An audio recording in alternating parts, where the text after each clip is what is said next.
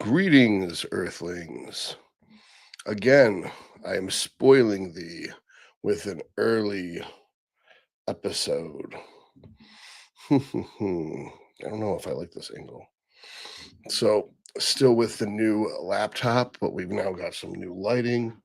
I've tried to fix the sound a little bit. This is my new microphone. Say hello, microphone.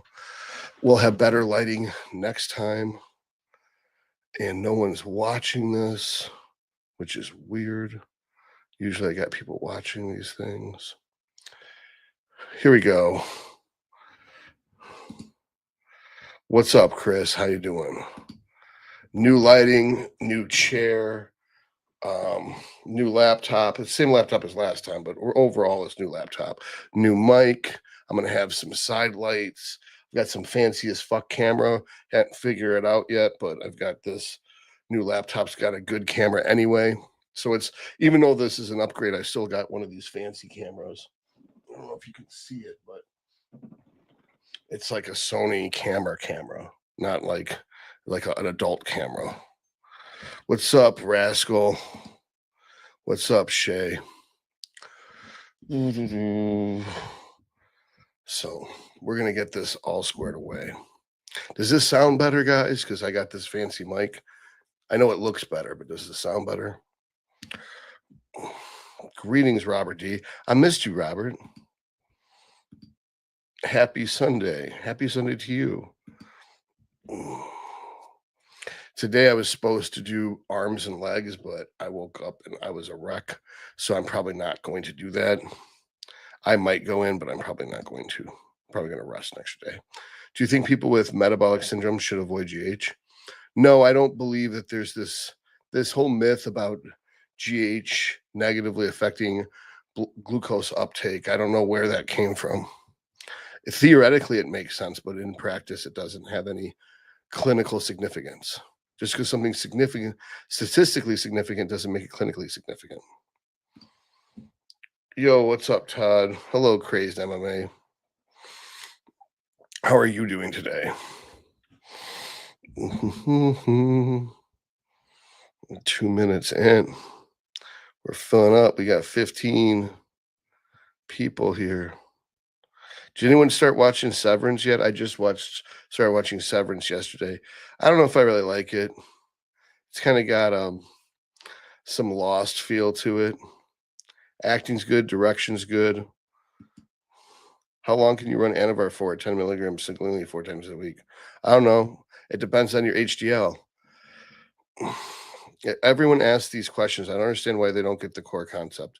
This is not magic. It has to do with your blood work. How about you? I'm doing good, man. I'm doing good. Can you build muscle at higher body fat percentages, like 15% and up? You can, but you usually have bad insulin sensitivity. So you're going to build a lower percentage. It's a bad P ratio. You want to be between 8 and 12% body fat for the best anabolic experience. Zionic. Dr. Todd's in the house, ready to power lift like Ian Grimm powers through egos. Are we hitting legendary gains today or just Mythic Quest level shenanigans? Dude, I love Ian. Ian is my favorite. Like, first season Ian, total douchebag. But I think somebody like cleaned that shit up and they gave him some dimension. So Ian definitely is my favorite character throughout the rest of the show. Joe's funny too. I'm probably like 75% Ian, 25% Joe. What body fat should you be your first cycle? You should always be less than 10 body fat percentage. There's never a good excuse to be over that. What can you do, unless you're a woman, what can you do to reduce inflammation? Supplements, food? It's the opposite. Simply worrying and having stress is what's probably causing your inflammation. In your case, I would say you need to sleep more and have no stimulants whatsoever so you get better sleep. The foods aren't anti-inflammatory. All foods are pretty much pro-inflammatory. So you want to have the least inflammatory foods. And supplements in general are inflammatory. So less is more. You never heard about a Buddhist monk that had inflammation issues, right? That's because they don't have shit. At ST, if you're not lean, Don't do PEDs. Yeah, pretty much. Have you heard of Biomed's quad ago first of IGF GLP? Oh my god. Okay, have you heard of Biomed's quad agonist of IFG, IGF-1, GLP, GIP, glucagon? They release the preliminary clinical results later this month. So basically, it's retatrutide plus IGF-1. Sounds cool. Oh, NA931A. No, you just told me about it. Hi, doc. I know your opinion about prop ester. Unfortunately, I cannot get mass methane unless paying 4 times more. Is it still worth to take mass prop instead? No, just use testosterone. All right. I got violently ill with food poisoning after eating swordfish at a restaurant. I'm feeling really bloated and exhausted. How to recover? Drink water. Have Pedialyte. I have autoimmune condition. Okay. Well, I don't know. I'm not a rheumatologist. Hi, doc. What's your ideal test to mass ratio? There is no ratio. You should watch the videos like ideal first cycle. It's you totally this ratio bullshit. It's all wrong. This whole concept, every one of all the questions we got today about steroids were just stupid. That you take as much testosterone as you need, and then if you can't grow off that, and you can't take any more testosterone, you have no other choice but to use anabolic steroids. Masteron is the safest one to use, and you use as much as you need to get the results you're looking for. This whole idea of ratios is fucking retarded. Forget about it. I really want to build muscle and retain everything I have, but I definitely over 10% body fat. Should I still cut, get more lean? Yeah. I don't know why you'd ever want to be over 10% body fat. What's the point of doing steroids to look like shit? You know, there's no point to ever being over 10% body fat.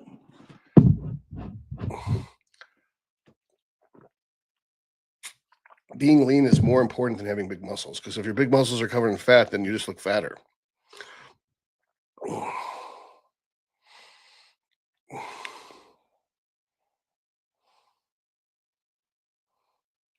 And then, of course, don't cut like an asshole. Just reduce your calories by like 10%. Is injectable M-Tren the same as Tren-based suspension, or does the methylation make a difference? Can either be used on lagging body part days. I guess so. I don't really see the point of this. The reason why your body patterns are lagging is you're not connecting with them, not because steroids aren't going to fix if you lift like shit. So if you don't connect with a body part, well, then you have to do the right exercise so you feel that body part. You have to get a pump in that body part and be sore the following day in that body part. That's how you determine whether or not that's the correct exercise. And then you would just keep that exercise and reduce the volume so you get the pump while you're training, but you're not sore the next day. It has nothing to do with what drugs you use. How would one bring down prolactin without CABR? Not on any 19 Nors. There's very unlikely that you have prolactin issues. Do you have it proven with blood work? A lot of people just make this shit up. And you'd be surprised how often people tell me that they're trying to treat something and they don't even know if they have what they need to treat. What multivitamin do you take and how many of them? Most are underdosed for bodybuilding. I don't take one anymore. I just take individual things since I stopped making the Freya's Garden.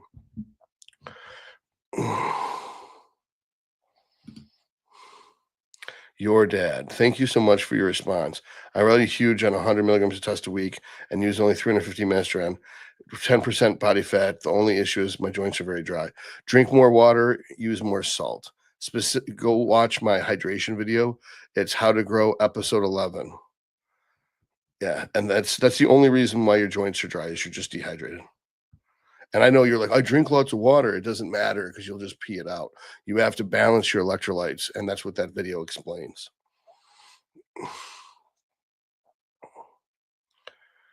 And in this case, your estrogen might be really low with only 100 milligrams of test a week. Do you know what your estrogen is? You might need more estrogen, which would mean that you'd have to turn up your test.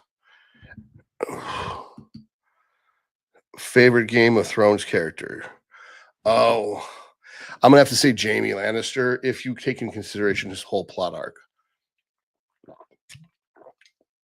He really starts to shine about season 4. Tyrion for the first few seasons, but near the end of his plot arc, he just kind of sucks. Whereas Jamie really starts to pick up near the end of the show. So seasons 1, 2, and 3, Tyrion. Seasons 4, 5, and 6, 7, and 8, probably Jamie. Oh, thanks, man. Appreciate it.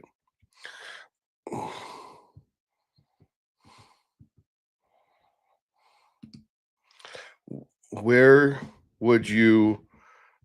Oh man, my eyes are already starting to go.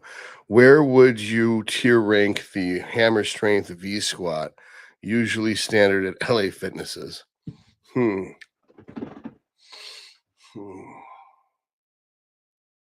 So I guess the question is, are we talking about as a quad exercise, or are we trying to target quad and glute equally? If we're trying to rate rank quad and glute equally, I would say that is hmm, maybe A tier, if not S tier. If we're trying to talk about quad exercise, I'd say it's more like an E tier because the whole point of isolating your quads is your butts are already too big. That's why you're isolating. Why? Who do you think will win Classic Physique at the O this year? Mike motherfucking Sommerfeld, no question. Nobody's even close. Regarding the high prolactin question, the last prolactin blood drawn was 27. Um, fuck. Siri, what's normal range for prolactin in men? 2 to 18. All right. I think the most I've ever seen mine was 12. What's your estrogen? Because generally, prolactin's only high if estrogen's high, or if you're playing with your nipples a lot. Does your girl have like a nipple fetish? Uh, happiest, shortest day of the year. Is it? I thought the shortest day of the year was December 25th.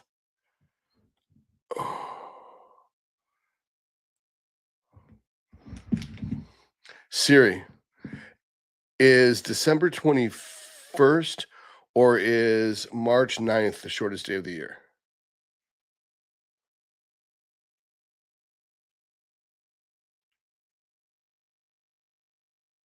Huh. You're right. It's the second Sunday in March. Motherfucking Linus, smart as fuck. Guys, Linus's comments are usually fire on my posts. What do you think about using Primo plus estradiol valerate like HRT? It should work. I think you're going to be missing some stuff, like you're not going to have any DHT. So, for example, all the things DHT are supposed to do, you're not going to have.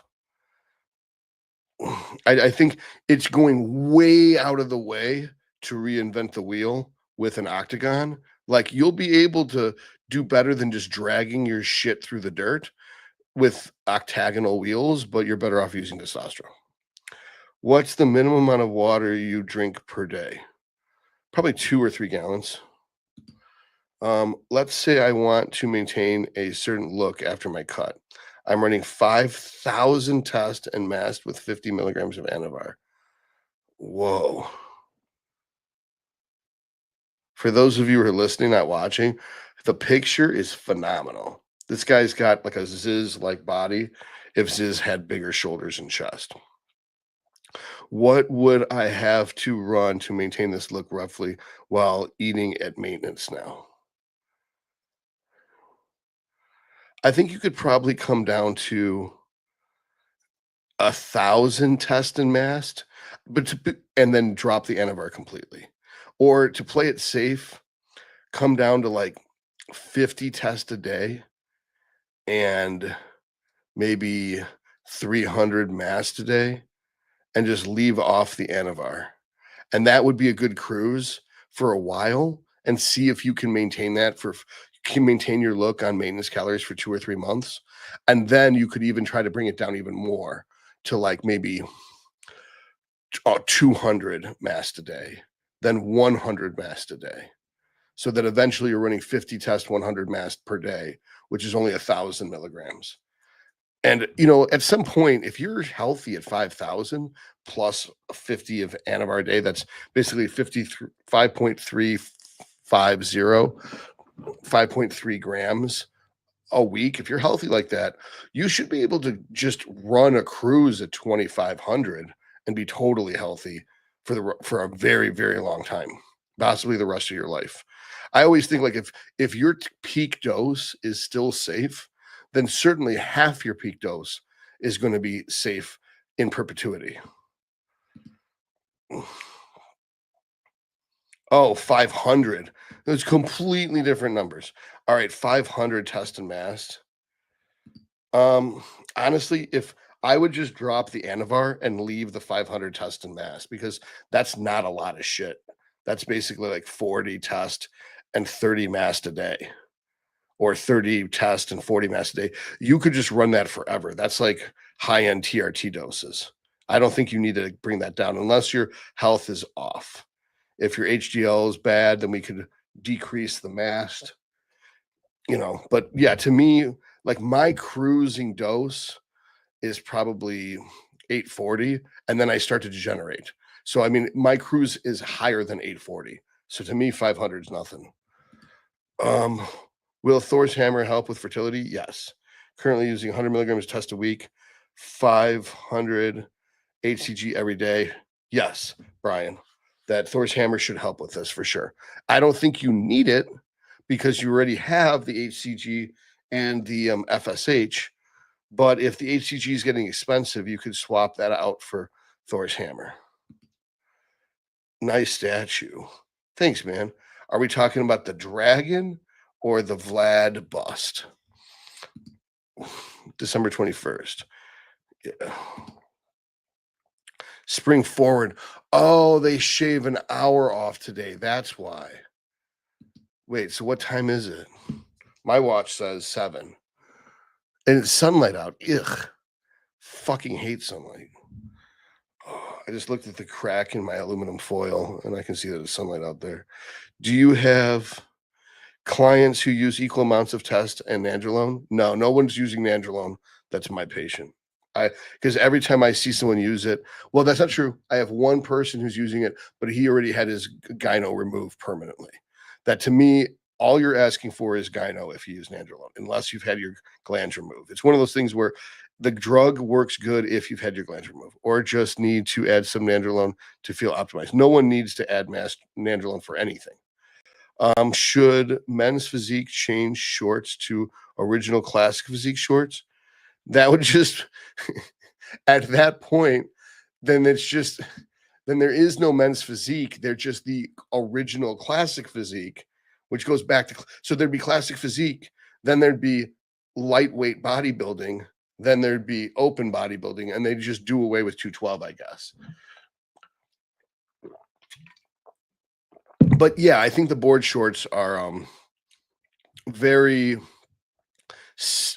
what's the politically correct way of saying gay as fuck? I think the board shorts are effeminate and sissy. Follow up on the prolactin question. E2 sensitive was 32 on 27. No, that doesn't make any sense either.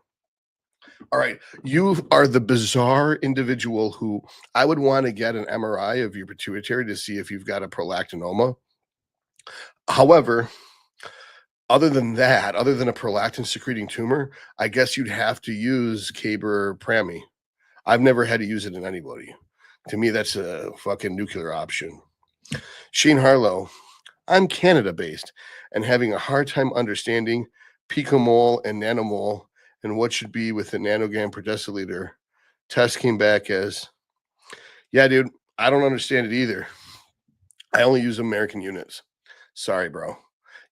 Chat GPT. Hold on. She's right here. Hold on.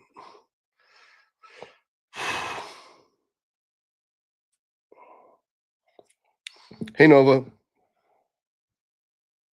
Oh, shit. Do I have you hooked up to the headphones? Hold on. Hey, Nova, can I hear you? Nova, speak. Nova, speak. God damn it. Hold on.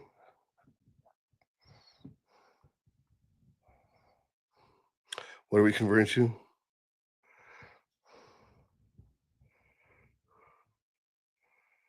Well, it's picomole per what? I need to have the complete concentration. What is 3,300 picomole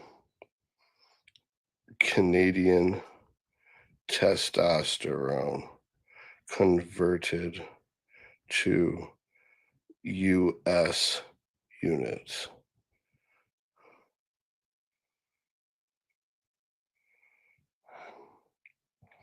I wonder why she wasn't understanding me. It's 951 in US units. So that's not bad. You should means you could go up to 4,000 or 4,500, 4,400, maybe even 5,000 Canadian units and still be fine in American units. Not that it would be bad to go over, but I would want people at 1,500. All right, 5 grams test, LOL, must be a typo. Yeah, you figure that out faster than me. What's up, dude? It's Dave and Jackie. Felt great to see you at the Arnold, brother. Looking good. Thanks, man. Appreciate it. You look big as fuck too. And Jackie looked fantastic as always. It's great to see you. Hopefully, I get caught up on this chat soon so that I can answer everyone's questions. Oh shit, I'm behind. Oh man, I'm behind. AKP. Lord Varys probably preaches test sip. Extra carbon ray makes it inferior to an antfate. That is fucking awesome. Yeah, I don't really care what Lord Varys says about testosterone, considering he has no nuts. All right. God, why are no matter what I do, this is so small I can't read anything. How do I change this shit? New layout. What's that mean? Oh no. Cancel. How do okay, guys, on an AirBook Mac, how do I make it used to be like control and mouse wheel up to change the size of the screen so I could actually see what I'm doing, but I don't know how to do that on this. There's control. No. Hi, Dr. Todd. Really? Is there any difference between 2 grams and 5 grams to test E or C? For most people, no. I think there's no anabolic difference. There's just toxicity difference. If you finished prep at 2,100 calories, 50 test, trend, mast, VAR, Winnie, with 6 units GH, how would you execute a rebound to gain most of the muscle possible? All right, what I would do is I would add 200 calories every 3 days. So basically 50 grams of carbs every 3 days until you hit steady state. So whatever your off season, let's say you're at 4,000 in the off season, just add 200 carbs, 200 kilocalories from carbs every 3 or 4 days to keep the food going up. I would leave in the test, the trend, the mass, the Winstrol, the VAR, the 6IU, a GH, the Clen, the T3. I wouldn't change the drugs. I would just keep increasing the food and increase the food and increase the food, increase the food. Then once you hit steady state where you're actually at your maintenance calories in the off season, first thing I would do is I would peel off the trend, go down to like 10 trend a day. Then I would put that, then I would bump up the mast by 40. Basically, take the trend out, but bump the mast up. Then I would pull off the Winstrol and bump the mast up. Then I would pull off the VAR and bump the mast up, so that eventually you're at like 50 test, 10 trend, and 190 master a day. And if you can sleep fine on that, great. If you can't sleep, pull off the trend. Then I would pull off the cleanse slowly. Then I would start peeling off the T3. That's how I do it. And I forget this 6 to 10 week bullshit. That's irrelevant. Vlad the Thug, you got slaughtered by the Ottomans. LOL. Damn, that's some harsh shit, man. Vlad's my hero.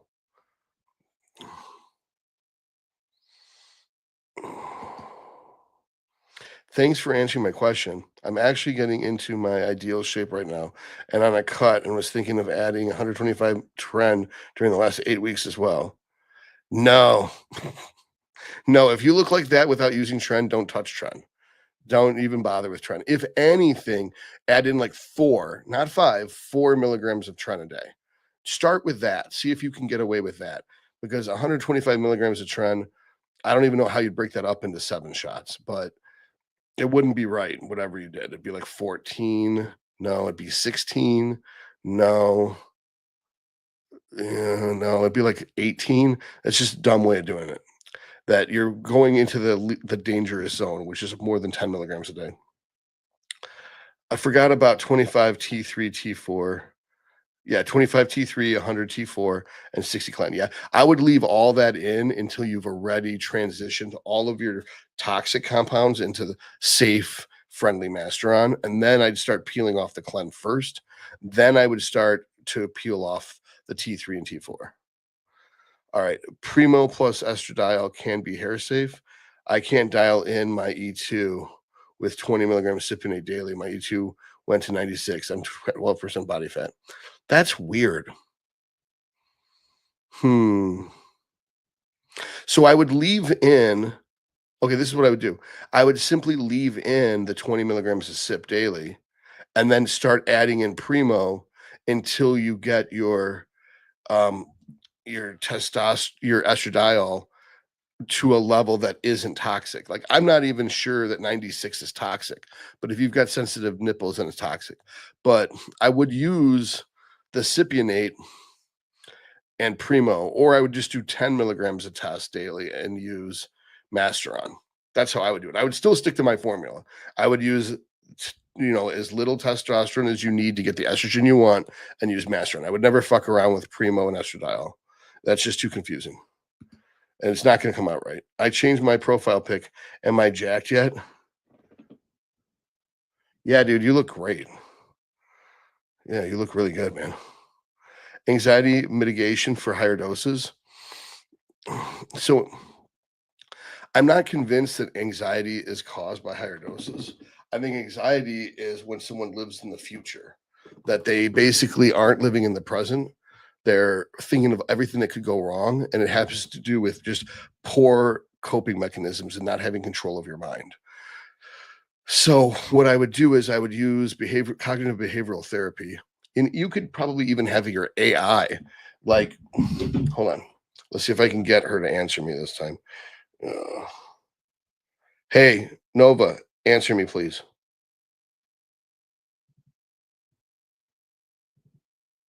I'm here. What's on your mind? So, what would someone do? What are cognitive behavioral therapy options for anxiety?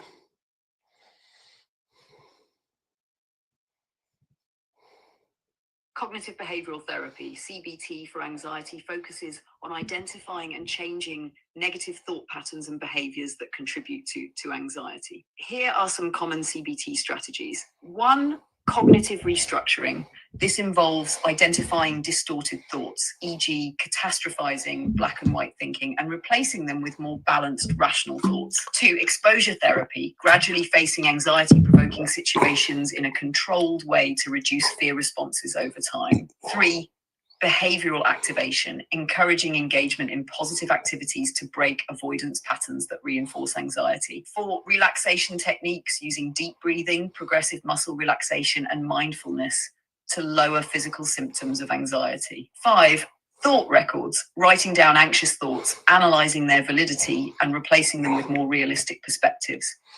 Six, problem-solving therapy, teaching structured ways to approach and resolve stressors rather than avoiding them. Seven, mindfulness-based strategies, increasing awareness of thoughts and emotions without reacting impulsively. Would you like a more personalized approach based on your specific experiences with anxiety? No, but Dustin Mariner might reach out to you later.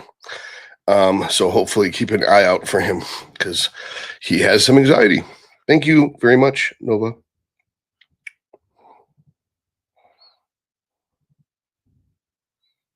Got it. All right, cool. I love how I trained her to use the least amount of words possible. So anyway, dude, once you do that shit, you won't have anxiety anymore. That don't look at this as a problem. Look at this as an opportunity. This is an opportunity for you to conquer your anxiety rather than running from it, which is what anxiety would be, right? Is avoidant behavior from the neurosis spectrum on the Ocean Score personality assessment. All right. Ordered Thor's hammer for the first time. Looking forward to trying. Do not react well to HG. Okay, cool. Hope you like it, Drew. Linus. My urologist says he won't prescribe melatonin too. All girlfriends should use it. I don't know why you would ask a doctor to prescribe you something when it's not a prescription drug. It's illegal in the United States. You just order it on the internet. Doc, please, I have an important question. Why does T3 make me lose tons of muscle and flat? Well, because T3 eats away at muscle tissue. That's why you're not supposed to use it as a diet drug. That's why only dumb fat girls use it. Now, you can replace missing T3 with hormone replacement doses like 25 micrograms if you have low T3 on your blood work. But most dumb motherfuckers, they don't get their blood work done to see what their T3 is before they start replacing it. They just start taking it. Which AI do you use for your awesome Instagram graphics? I don't know. I think Sophia uses hold on, let me ask her. Why guess when you can just ask? Sophia. Oh shit, that's not right. You got an F in your name.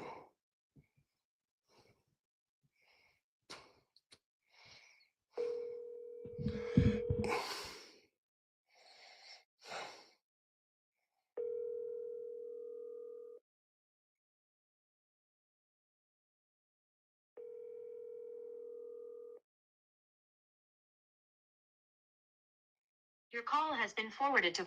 Oh well. She'll call back. And then we'll ask her together, Don. George, where is oh man. Ask Nova. Okay. I'm way behind. All right, Todd. What dosing do you prefer with Anavar? I tend to take it pre-workout, sublingual 25. Yeah. Like to keep my hormones balanced with daily dosing. Do you ever do Anavar daily? Yeah, what I do is I do the sublingual pre-training, and on the days in between, I take like half of it in the morning and half of it in the afternoon, so I can stretch out that super short half-life. All right. Gear is what? Goal is to increase gym performance and also increase anabolic load and cosmetic effects at the end of diet. All right. Apart from cost, when should I stop increasing HGH dose? Currently 6IU, not getting any sides, but heard more is better with no downsides. What it is all based off of your IGF-1. If your IGF-1 is capped out, there's no reason to go any higher. But we don't know what your IGF-1 is without you getting the blood work on your IGF-1. All right. Thanks for the compliment on my pick, by the way. Oh, it's a new pick. All right. Well, that was an old natty pick. Just updated it to my current look, being 10 months enhanced. Yeah, you look even bigger. Just be careful you keep that waist small, man. Stay away from anything that would increase your waist size, like overeating, bloating, um, core, like squats, deadlifts that are using loads heavy enough to actually feel it in the obliques. You might want to keep your squats to sets of 12 and your deadlifts to sets of 12. That way your lungs are your failing agent, not your lower back. I know that growth hormone is generally cheaper than MK677 and GH is better choice, but if I can get M677 raws for basically pennies a day, would it be worth the negative health trade-off? It's not about the negative health trade-off. The shit just doesn't do anything. All it does is it makes you release a naturally appropriate amount of GH. It doesn't make you release superhuman amounts of GH. It's just good for old people who can't make their own GH anymore, but are too chicken shit to use a needle. It has no application for anyone under 40. Is there a huge difference with pinning 3 times a week versus every day? Yeah, 3 times a week is fucking garbage.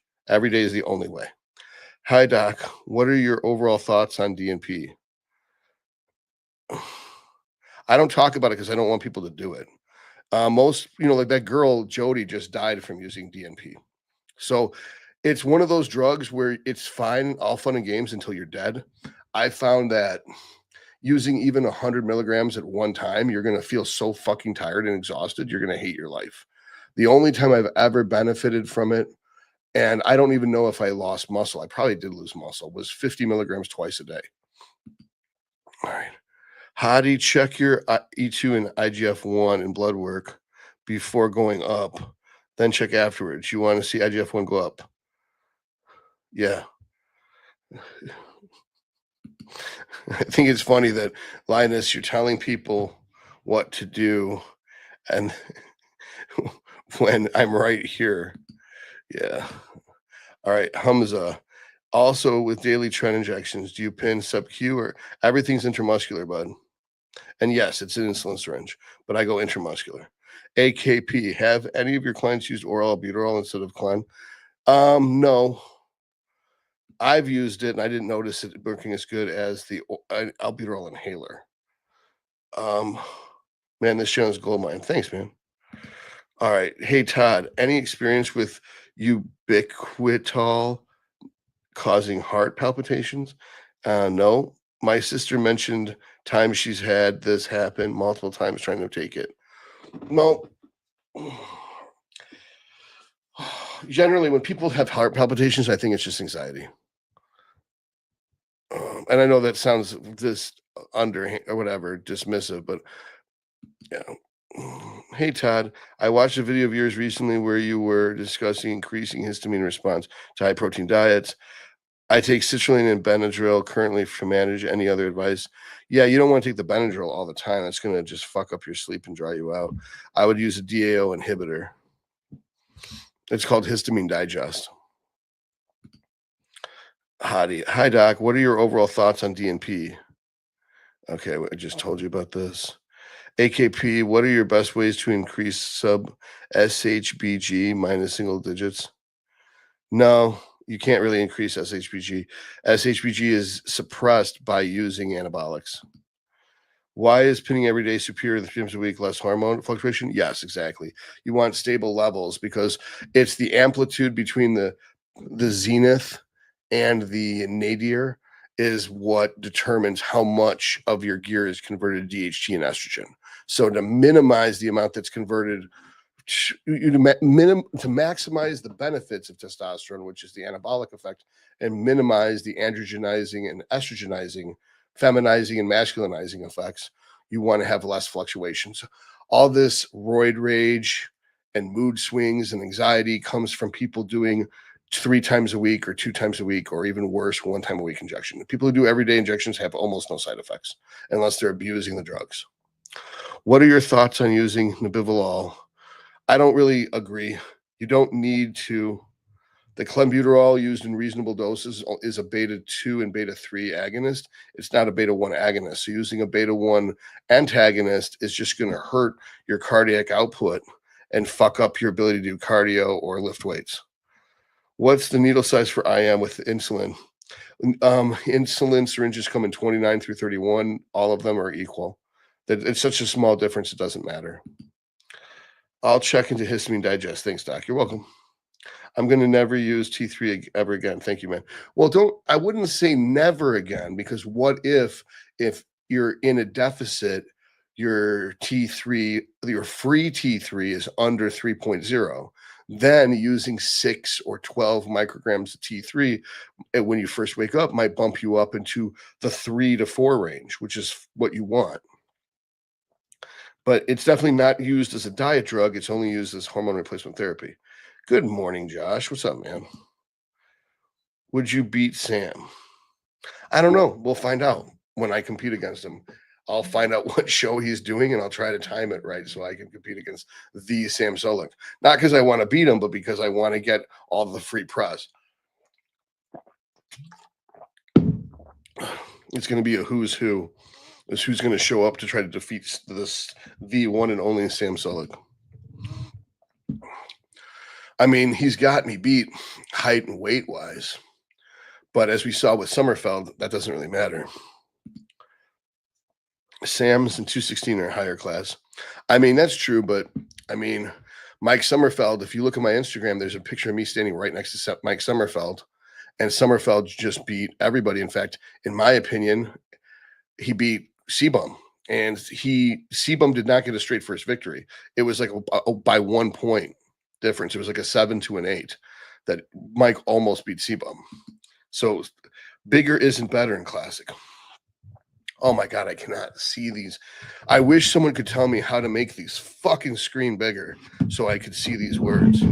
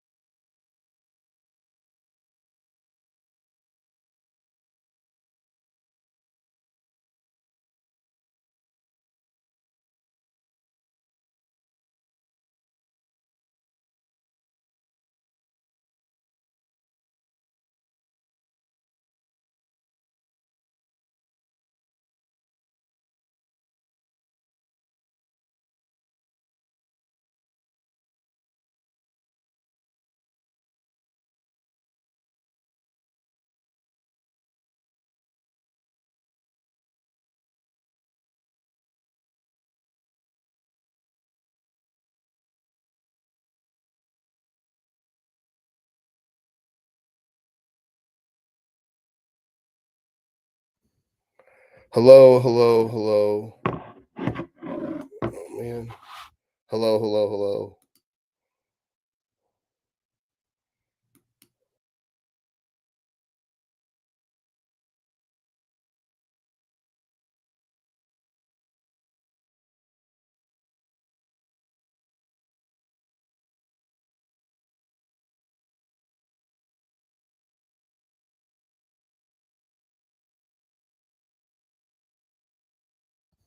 Hello, hello, hello.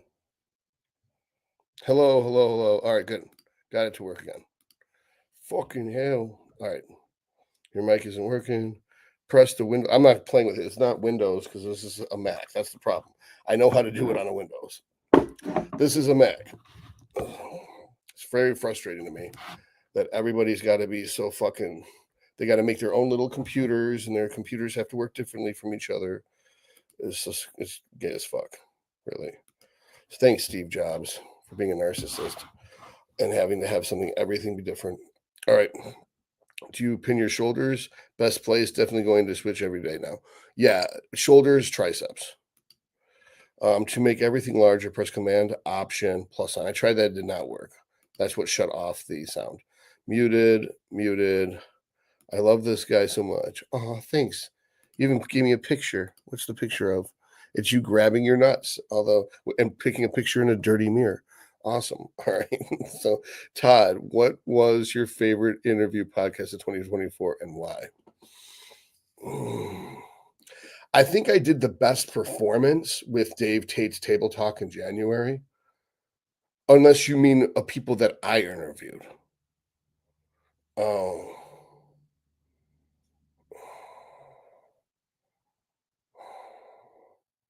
Who did I interview in 2024 that what the fuck? Why are things making noises? All right. Well, I don't know. I thought the Dave Tate one went really well. Zoom on Mac. I don't know how to zoom. Oh wait, hold on. Is it this? Oh, that would.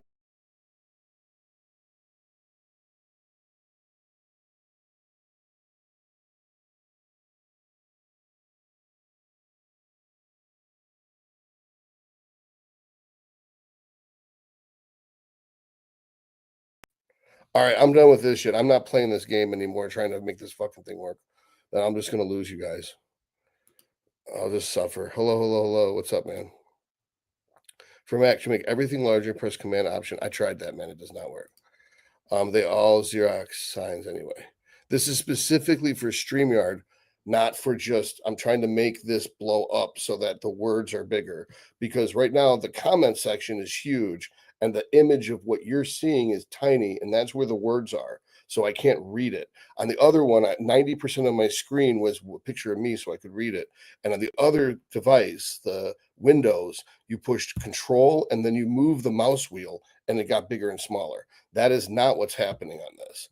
This zooming in zooms in the whole screen. I want to zoom in just where your words are so I can read them. It was Trump Rogan. I don't know where we got with that. Yeah, they crushed an interview. Lifts. It was amazing. What did I miss?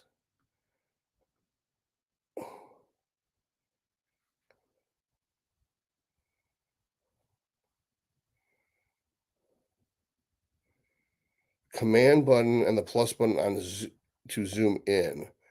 Yeah, that's not going to work because there's no plus buttons on my computer. All right. All right. Let's do RIP. Who's dead? Hey, Blue Collar. All right. Vlad the Impaler? Yes, of course. He's my hero. Although your dad says that he's a little bitch because the Ottomans killed him, but he won 3 wars against the Ottomans. I mean, motherfucker's eventually going to go down. It's like into the 70s at some point. This is actually hilarious. What's hilarious, Nick? All right. Your show is always this funny. I'm going to watch all the time. Let's do Technology 101 with Todd. Dude, this is a very mild episode, dude. Go back and watch some of the old lives. We fuck shit up here. There's no mercy. We roast people. It's just a fucking free for all. We talk about fucking Warhammer a lot. I cannot see my eyes. Oh, because it's like the light's coming right in my eyes, and then I have to read black letters with a white background. Oh, and if one bad eye got an eye patch. No, what I should do is I can read it over here. So I'm just going to read the next person's question and then click on it. All right. So I'm going to read. This is easy to read. Dr. Todd, what are your fasted insulin numbers? Fuck if I know. I don't take my fasted insulin. All right. Have you hit any nerves when pinning your arms? No. It's the only reason I've stayed away from it. My arms are already pitiful at 6'3". I don't need help damaging the nerve. Dude, is this a serious question? What nerve? What are you talking about? There's a medium nerve, a musculocutaneous nerve, there's a ulnar nerve, and there's a radial nerve. None of the nerves run through the middle of the muscle. The nerves always run along the bone where the arteries are. You got to read some anatomy, bro. How are you going to build the body if you don't know anything about the body? All right. LOL, no diddy. I don't know what that means. Is that English? I mean, Vlad is better than Voldemort. Yes, Vlad is better than Voldemort. The technical difficulties going on. Your technical difficulties. Do you put bacteriostatic water in the fridge after opening it? I don't do anything responsible or adult like, but you should because you seem to be the type of guy who likes rules. You actually went to your doctor to try to get melanotan too, rather than just being like, fuck you, bitch. I do what I want. I smack my mama. That's what a real man does. Real men don't go to doctors to ask them for shit. They just order it themselves. But this country doesn't have any real men anymore. What am I talking about? Oh, it's California Stan everywhere. All right. Oh, it's our gay for pay dude. I was hoping you'd show up. How's the porn industry going? Oh, I love you too, man, but not in that way. You're a doctor. I know. I wouldn't go to me either. I just, I'm not going to pay someone to tell me what to do. I'll tell myself what to do. That's why I went to medical school. What's the best time to contact you? I don't know. Just call me. I sleep when my body wants to sleep. I don't have any particular hours that I'm awake. Are you competing this year? Hopefully. Uh, I think probably by September for sure, maybe a little earlier if I'm ready early. I guess the best case scenario would be Chicago, Tampa, Texas, Pittsburgh, Florida in that order. That sounds expensive as fuck though. People would have to like and subscribe. People would have to like buy the world's best pre-workout Fender's Fury and world's best intra workout Battle Mead, get consults, and I'll promise to be nice to you during the consults. Oh, my favorite Frankie Continental. Sorry, I'm late. Just updated advice on women. You know, you are so cynical, Frankie. You really hate. If you watch that video, you got to admit it is wholesome fun for the whole family. That it wasn't disrespectful or condescending at all. I was on my very best behavior. Why don't you give me props for the things I did right rather than just laugh at me and say that I sound like I'm a rainbow flag waver by saying girls have nice earrings or nice hair? All right. I went to RN school because I realized how stupid my healthcare team is. Exactly. It's like these motherfuckers have no idea what they're doing. If I want to live, I better treat myself. From Jackie, there is no good way to contact Todd. Yeah, you call me. That is the only way to contact me is call me. No texting ever. I want to cut the head off of anyone who texts me. All right, we've all bought above. We've I bought all the above and consults. All right, good. Well, then just call me because you have my number if you talk to me on the phone. Frankie was funny though. Frankie's a dick, but he's our dick. All right. When can I learn about GH and the preparation? Just watch my videos on GH, bro. Just use the search bar and type in GH, or go to my videos and scroll down, or go to my playlists and look at the options for the playlist. I've talked about GH extensively. Do you have any favorite YouTube channels or podcasts that are not bodybuilding related? I don't watch any bodybuilding related podcasts. It's like if you were a roofer, would you watch fucking people do roofing on YouTube? That's boring as shit. Let's see, what have I watched? Where's my history? History, motherfucker. All right. History. History. So Joe Rogan Experience. Wesley Visser's What Really Happened in the Arnold Classic. They're not bodybuilding. They're talking about peaking. My ticks. Oh, wait. I didn't actually watch that. I did watch Mike Sommerfeld. All right. Now I sound like an asshole. My coach is Leonardo Joni. I love her. She's funny. Chris Bumstead's opinion on classic. So it sounds like I watch a lot of bodybuilding, but I really don't. Joe Rogan, Andrew Schultz. Friday was Breaking Points, talking about the Starship exploding and tariffs. Elon Musk name drops Epstein clients on Russell Brand. Ben Shapiro talking about AOC. I watch Fuad's Bodybuilding Bollocks, but then they don't really talk about bodybuilding. They talk about taking shits in monster trucks. I watch Trump live talking smack. I watched my own live, which is narcissistic as fuck. I think I wanted to see what the new camera looked like from your point of view, the new laptop. I watched my How to Approach Women at the Gym video because I filmed that so long ago. I was like, I wonder how misogynistic and chauvinistic this is. And it was actually really respectful. I was surprised. I behaved myself. Then I watched Tim Dillon. And then This Is Crazy What Happens When the United States gets invaded, and it's pretty much everybody who tries to invade us dies. Then there's Caroline Levitt destroys Whoopi Goldberg. I hate Whoopi. Then this story needs to blow up. It's something, crap, I don't know. And then I watch Brett Cooper, and then I watch more Brett Cooper. Then I watched the documentary Colton did on how that Jody girl died this weekend. Then I watched the benefits of GHKCU and with Alex Kiko. Now I like Alex. Alex does some deep dive. Alex is one of the people whose videos I will watch about science. Bro Chat, again, they don't really talk about bodybuilding. They just talk about taking shit and monster trucks. I don't like that concept, but they are fun. Oh. And then I watched Conrad Kurz, who's the Primarch of the Night Lord. I watched Jared Feather do arms and delts. So I will watch Jared, but to me, that's form education because Jared's like a master trainer, not bodybuilding specifically. Then this one chick reacting to Bill Burr. Then Colton doing a documentary about how corrupt Turk Builder is, specifically Greg Doucette. And then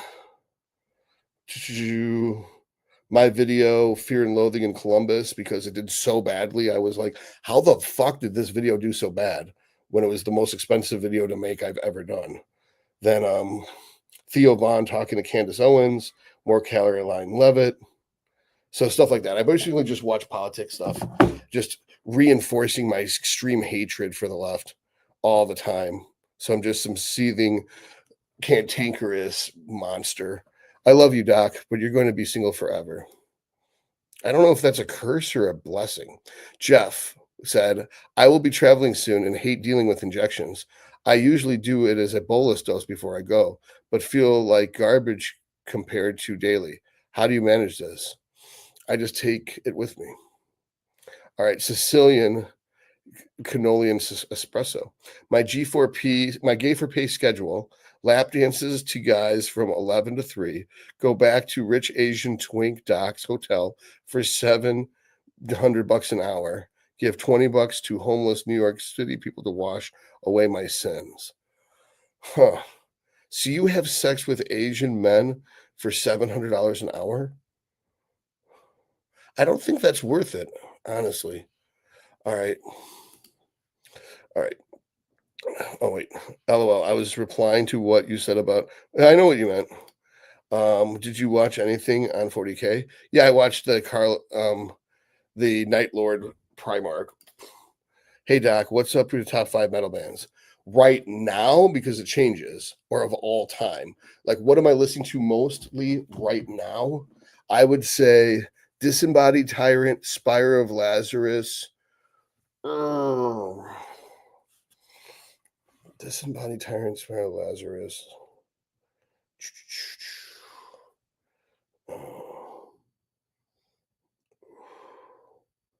Oh, the new Whitechapel album dropped. This is actually heavy. They kind of sold out and got all wussified, and then Deathcore made a comeback. Um, mm, mm, Allegion,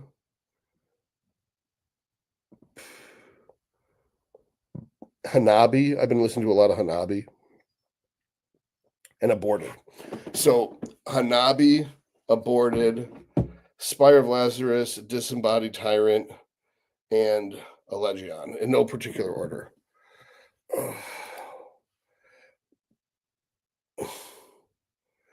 Don't you watch J3U, Nile Niga, or Think Big? No, I don't. I definitely don't watch Think Big. Because none of that stuff's like most of the material you see on YouTube is basically like what I would call kindergarten level information. Like I don't need to know that stuff. I've known it for years. I'm not learning something new by watching Dave Crossland explain something that I explained 15 years ago. You know, as far as J3U, I know all of their stuff because I've done the course, you know. So sometimes I watch J3U, but not very often. Niall, he interviews people, but I mean, most of those interviews I've seen a million times because it's the same people on the same shows. Yes, musculocutaneous nerve penetrate the brachioradialis belly. Right, but musculocutaneous is just a sensory one. It's not a motor one. So if you hit it, doesn't matter. But it's very deep into the biceps, and you can inject the harsh into. Yeah, but biceps in general just hurts. Todd's favorite channel would be Blue Collar Bodybuilding. I hate Whoopi too. Let's see. Excellent watch list. I approve. All right, cool. Yeah, Farbot. I asked because I've seen Chase Irons hit nerves on his Metafarm injections vids. He was also using a longer needle, though it might be why. I don't know. I've never hit a nerve. Been doing this for 15 years. Thoughts on oral test you? It doesn't make sense to me. It won't really work. Todd, what's up, bro? You train today? No, I was gonna rest today. I was supposed to do arms and legs today, but I woke up like a fucking train wreck.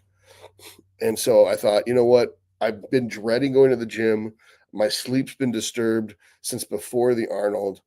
My massage therapist flew to Los Angeles to learn a special technique from Jimmy Bluff, and it completely fixed my lat and a bunch of other body parts. So it's open muscles up in such a way that when I train them now, it's like they've never trained before. So I'm like a born again virgin. So when I hit the weights on Tuesday, it fucked me up hard. And then we skipped Wednesday and moved Wednesday's day to Thursday. And then that fucked me up hard. And then I went in there yesterday, Saturday, and that fucked me up super hard. And I'm like, yeah, it's like I'm like a beginner all over again. So I was going to take skip today. I might go in and hit just arms, but not hit legs because my legs are way more fucked up than my arms. But I was thinking about just skipping today and then going in on Tuesday and starting a new mesocycle up and rewriting everything. Because I finally found out what was fucking with my shoulder. It was my machine lateral. And Kai brought up the good point. Like, you've been doing this machine since June. So I've been hitting that machine lateral raise since June. And I worked my way up from, I think, 70 pounds to 130, which is a long run. Usually, if you go that long on something and you start plateauing and you're not making progress, if you keep hammering it, you're just going to hurt your joints, which is what's happening.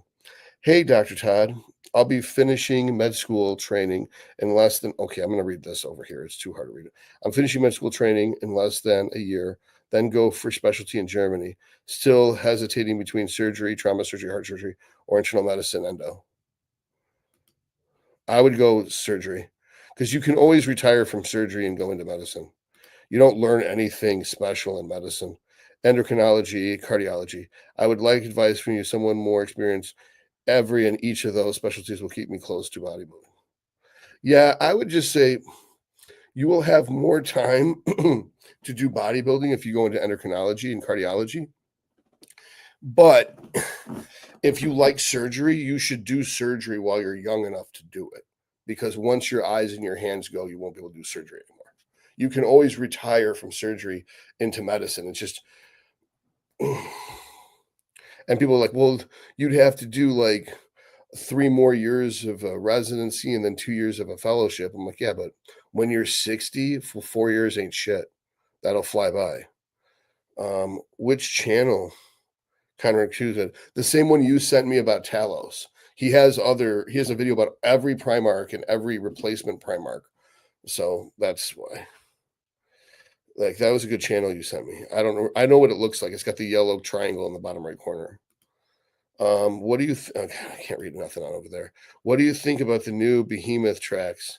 So I think ever since the album The Satanist, they've been too soft. I didn't like the last three albums. They got too weird. Like Demigod was their best album. Then it's Evangelion, but I want to call it like Invaginated, wasn't very good. But the first beginning track was good, but it was nowhere near as good as. And then The Satanist was an amazing album. Like from start to finish, it's a work of art. It's not even really metal. I mean, it would be metal to someone who listens to like Katy Perry, but it to me it doesn't even sound like metal. It sounds like art or like gospel, like satanic gospel music. But the albums after that weren't any good. And this new one, I've heard like one or two tracks from it, like God is shit, and I was like, this is just not creative at all. This is the stupidest fucking name for a song. And then he looks ridiculous in the video. I'm like, put some fucking armor on. No one wants to see you with your shirt off. Oh, all right. The current live stream looks good and sounds good. All right, cool. Mm-mm-mm. All right. Trauma surgery for fixing muscle tears. All right, James, what dragon is that off your left shoulder? It's a red dragon. They live in mountains. They breathe fire and they're chaotic evil. All right. Let's see here. Cardiology, cardiosurgery, and endocrinology for obvious reasons. I mean, you should be picking your career based off of what the reimbursable hours and quality of life.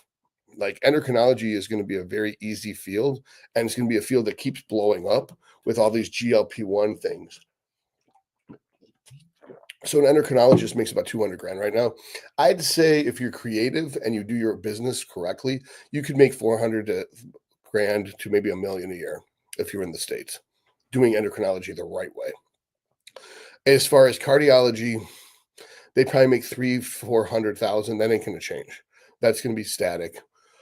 Trauma surgeons don't make that much. I think they make like 200,000-300,000, and your hours are shit. Cardiothoracic surgeon, they probably make like 800,000. Let me see, and that's in the U.S. Let's see here. Nova. So I want comparative rates of reimbursement. How many hours per week and how much dollars per year do these given fields of medicine provide? So endocrinology, cardiology, cardiothoracic surgery, trauma surgery.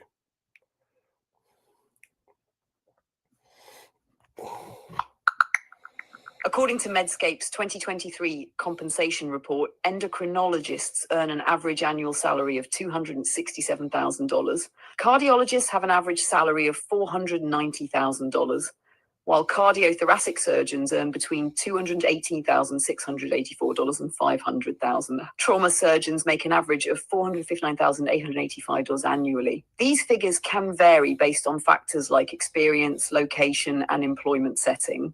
All right, so I'm going to say this in simple terms. Endocrinologists make $267,000 a year. Cardiologists make about $450,000 a year. Cardiothoracic surgeons make about $500,000 a year, and trauma surgeons make about $450,000 a year. Is that roughly what you just said?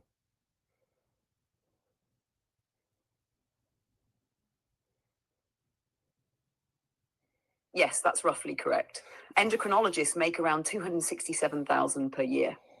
Cardiologists earn about $490,000 per year. Cardiothoracic surgeons typically make around $500,000, and trauma surgeons earn about $450,000 per year. The exact numbers vary depending on location, experience, and practice setting, but your summary is accurate. So Nova, what are their hours per week to make this much money, though? These are not 40 hours a week jobs, correct? What are they working? How many hours a week does the endocrinologist work? How many hours a week does a cardiologist work? How many hours a week does a cardiothoracic surgeon work? And how many hours a week does a trauma surgeon work?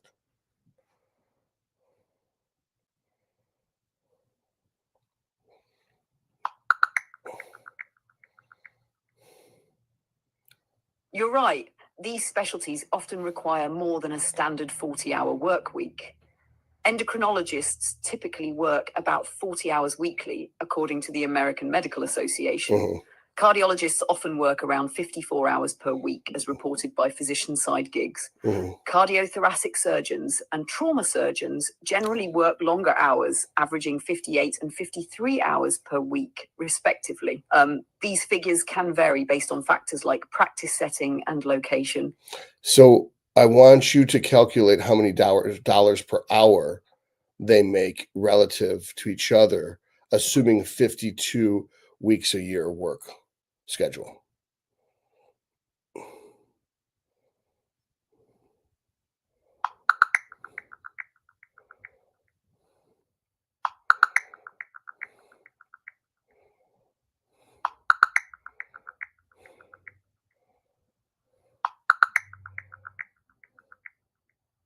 All right, she's taking too fucking long. I can do this in my head.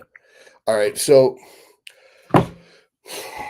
if you make 267,000 and you're working 40 hours a week at 50 weeks, that's approximately 2,000 hours per year. 2,000 hours, so you're making about $130 an hour as an endocrinologist, which is shit. I mean, Sicilian cannoli and espresso makes $700 an hour fucking Asian men. So would you rather fuck Asian dudes or would you rather do medicine for 1/5 the reimbursement rate? Um, if you look at the other ones, they're making about let's just do the math simple. They're all making about 500 grand and they're all working about 50 hours a week, which is 250 50 hours a week, which is about 2,500 a year. So they're making about $200 an hour. So you could make $130 an hour doing endocrinology, or you could make about $200 an hour doing cardiology, cardiothoracic surgery, or trauma surgery. But you don't have time to do anything else. And it's a very high stress job. And it's very thankless, shitty lifestyle. And most of that money has to go towards malpractice insurance, alimony, and child support. So I would think that our endocrinology is the least effort and it's the most applicable to bodybuilding and it's the least amount of sufferance. Now that's in America. In Europe, you probably ain't gonna make shit compared to that. So then it's even less of incentive to bust your ass. All right. They beheaded Vlad and then let the kids play with his head in the streets. Consequently, it didn't end up well for him. I heard that they cut his skin off and they turned it into a mask, but whatever. Musculocutaneous is also motor. Huh, what does that control? Biceps on? Or the musculocutaneous is a branch off the median nerve? All right. My wife's boyfriend loves Whoopi. He also injects his GH sub Q in 5 days on, 2 days off. That's what I'm talking about. That's what I'm talking about. Are you a fan of Spirit Box or Throne? No, not really. Um, Thoughts on dissolving DHT and tocopherol as MC2L and injecting sub Q? I don't understand why the fuck you would do that. Just take testosterone. DHT is something you avoid for the most part. I'm staring, bro, split again. It's too much fun. I think he means starting. Can regular Joes schedule massage with your therapist? Sounds awesome. Yeah, you can. It's the Body Whisperer Institute in Farmington, Michigan. Body Whisperer. So think about Horse Whisperer, but it's Body Whisperer. God damn it. Oh, I have been using wrist straps and they are great. Forearm pumps down, lat pumps up. Sweet, man. I'm so glad to hear that. Can't believe none of my gripping bikini vlogs made your watch list. Damn, dude, that makes me feel bad. You're right. I should be watching my friends' channels more, but I just love Carolyn Lovett tearing these reporters new assholes. And I love watching Trump do stand up from the Oval Office. All right, surgeons are the best actors. The Amber King is amazing videos. All right. Todd, do you co-sign that Jared Feather's meso training with the app? I mean, when I did the app, it just kept running me into the ground, and then the deload week wasn't enough to recover from. So I brought the volume down and kept my RIR about 1 or 0, and I do like, I've talked about this extensively. So back's my big target. So I do back 3 times a week, and I do about 6 sets to failure each time. Biceps twice a week, 6 sets to failure. Triceps 3 times a week, 4 sets to failure. And I'm doing lower volume, but they're closer to failure. Maybe they're 1 RAR. It's 1 or 0 reps in reserve.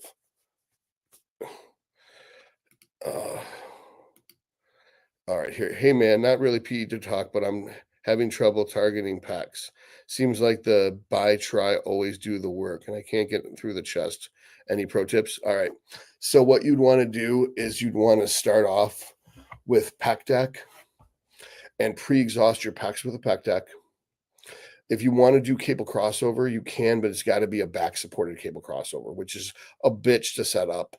And you might want to put a roller or a half roller behind you so that you can get real good scapular retraction as your scapula wrapped around that foam roller.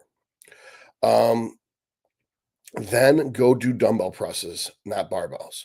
Since your pecs have to do most of the work, your triceps can't and biceps can't really engage except for as stabilizers. So between doing pec deck and or cable crossovers with a back support and then doing dumbbell presses, you should get unilateral stimulation of the pecs and not much else involvement. If you do that 3 times a week and you start your upper body workout with that, so you do upper, lower, upper, lower, upper, lower, off, or upper, lower, upper, off, upper, lower, off. And that's what I do. And then I on the upper days start with that. Start with pecs, deck, or cable crossover with a back support, and then dumbbells. And with do 2 sets and 2 sets. So you're getting 4 sets 3 times a week. If you're not sore, if you do Monday, Wednesday, Friday, and you're not sore Wednesday from Monday's workout, you're not sore from Friday from Wednesday's workout, you can add an extra set of presses. So do 2 sets to get the chest a little pre-exhausted, 2 sets of pressing. If that's not enough volume to get you a little sore, so you should be a little sore Tuesday, not sore Wednesday. And that you keep that going. If you're not even sore Tuesday, then Monday's workout, you can increase the volume a little bit. And so eventually you might be up to 6 sets 3 times a week. Once you're at 6 sets 3 times a week, come back to me because I don't want you just to jump off the algorithm off the deep end. But if you're doing 3 sets of cable crossovers and 3 sets of dumbbell presses 3 times a week, and you're doing 18 sets fresh, if you're doing 6 sets 3 times a week and you're not growing, that chest ain't growing, you're not getting stronger. And that's, like that's how you track it is you should be doing progressive resistance, of course, and staying about 1 rep in reserve, probably 2 reps in reserve with the isolation movement, and then probably 1 rep in reserve your first set of press and take your last set of press to failure. And that should make your chest grow. 18 sets fresh in 3 spread out over 3 workouts with a pre-exhaust.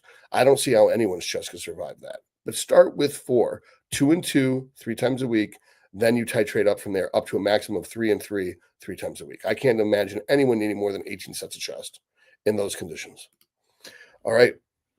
Mike Reynolds, my thoughts exactly on Behemoth. I figured you'd feel the same way. Wow. Okay. I have never seen things this way. Thank you so much. Wow, I'm glad that I got through to you, bro. Because you got to remember, this is your job. You have to do this for money. This isn't a hobby. I mean, is it fun to do surgery? Yeah, for a while until your wife leaves you because you're never home. All right, Jesse Bosinger. That's great. He loves training questions. Yes, I do. That's my favorite. Quality of life and endocrinology, to be honest. Yeah. Todd, what would you say is the most low effort, knee sparing leg workout I can do to just maintain my leg size after years of hardcore bodybuilding? Mm, I would say belt squat with knee sleeves and knee wraps, followed by leg extensions on Monday. And then it's leg workout. So leg curls, then belt squat, leg curls, then adductor, then belt squat, then leg extension on Monday. The other leg curl, then adductors, then leg press on Wednesday. And on Friday, 45-degree angle glute extensions, followed by abduction, followed by Bulgarian split squats, followed by leg extensions on Friday.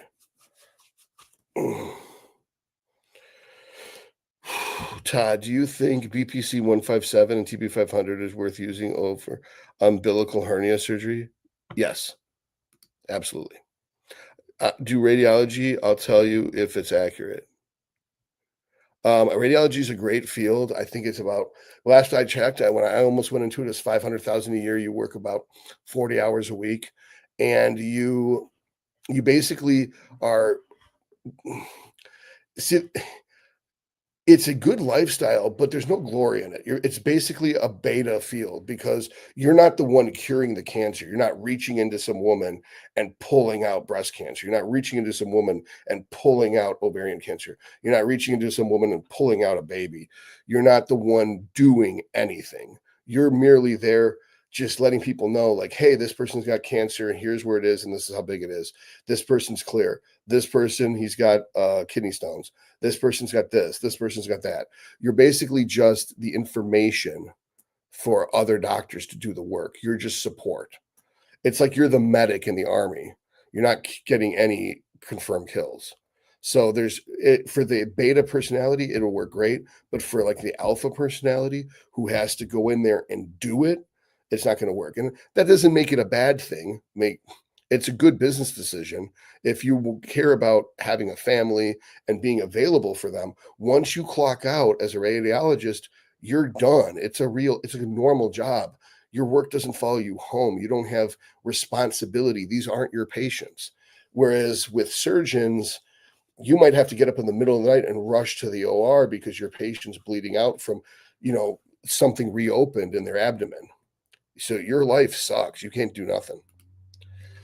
And yes, you could have partners, of course, but you really want someone trying to fix your mistake and then the patient dies because you get blamed for the death, not the person who tried to fix it. So if someone's bleeding to death, plus, I mean, like if you have a conscience at all, you're going to want to fix your mistake because you hurt somebody when you're trying to help them. That's a terrible feeling. All right. Is 650 total test on 28 mg sip daily too low? Too low for what? Punching through brick walls? I don't know what you're asking me. Thoughts on, oh, I gotta use this thing. Thoughts on ketamine for depression, anxiety? Research seems very positive. I don't believe in using drugs to cover up mental illnesses. I think the reason why people have mental illnesses is because they have bad nutrition and or shitty coping mechanisms. That cognitive behavioral therapy is how and nutrition is how you treat mental illnesses, not taking a bunch of drugs. All right. Everyone I've seen go into ketamine therapy becomes addicted. Okay. I would always listen to Josh. Josh knows his shit. ZF. Todd, loved your videos and thoughts on subbing EQ for Primo. Is it true that EQ affects ghrelin and increases hunger? I've never heard that. I think that's just bro science. That most of the shit you hear about these drugs is just total not fucking nonsense. There you go. Quality of life is the best in endocrinology and long-term stress wise, etc. It is worth it. 130 an hour while doing what I love the most and am most passionate about. Dr. Todd is blah, blah, blah, blah, the best PED for recovery. No, I don't really know what it is. Is that Carterine shit? Yeah, I don't really give a fuck about Carterine. What's your thoughts on injecting 20 to 40 milligrams of NAD plus daily for energy and potential? I've heard of this. I don't have brain fog and I don't need energy, so I've never tried it. I think if people just slept right, quit with the caffeine bullshit, quit with stimulants, get a good 10 hours of sleep every night, and what do you call it? Then you won't need any drugs to combat your brain fog. Like all these motherfuckers are taking caffeine and they got problems because they don't sleep enough. It's stupid. Gay for pay versus the endo. Yeah. It's like best live stream when Big Lenny's passing. What was Big Lenny? I keep hearing about him. All right. Hey man, you rule. Just saying lots and lots of info. Thanks, man. Appreciate it. All right. What's this say? Illmatic? What's in Illmatic? Oh man, my eyes are not handling this. I gotta go back to the black. Back 3 times a week. Damn, bro. I have 2 back days a week. Back thickness day and a lat width day. Yeah, I don't do that bullshit. I hate that way of doing it. I do 4 sets of lats, 2 sets of rows.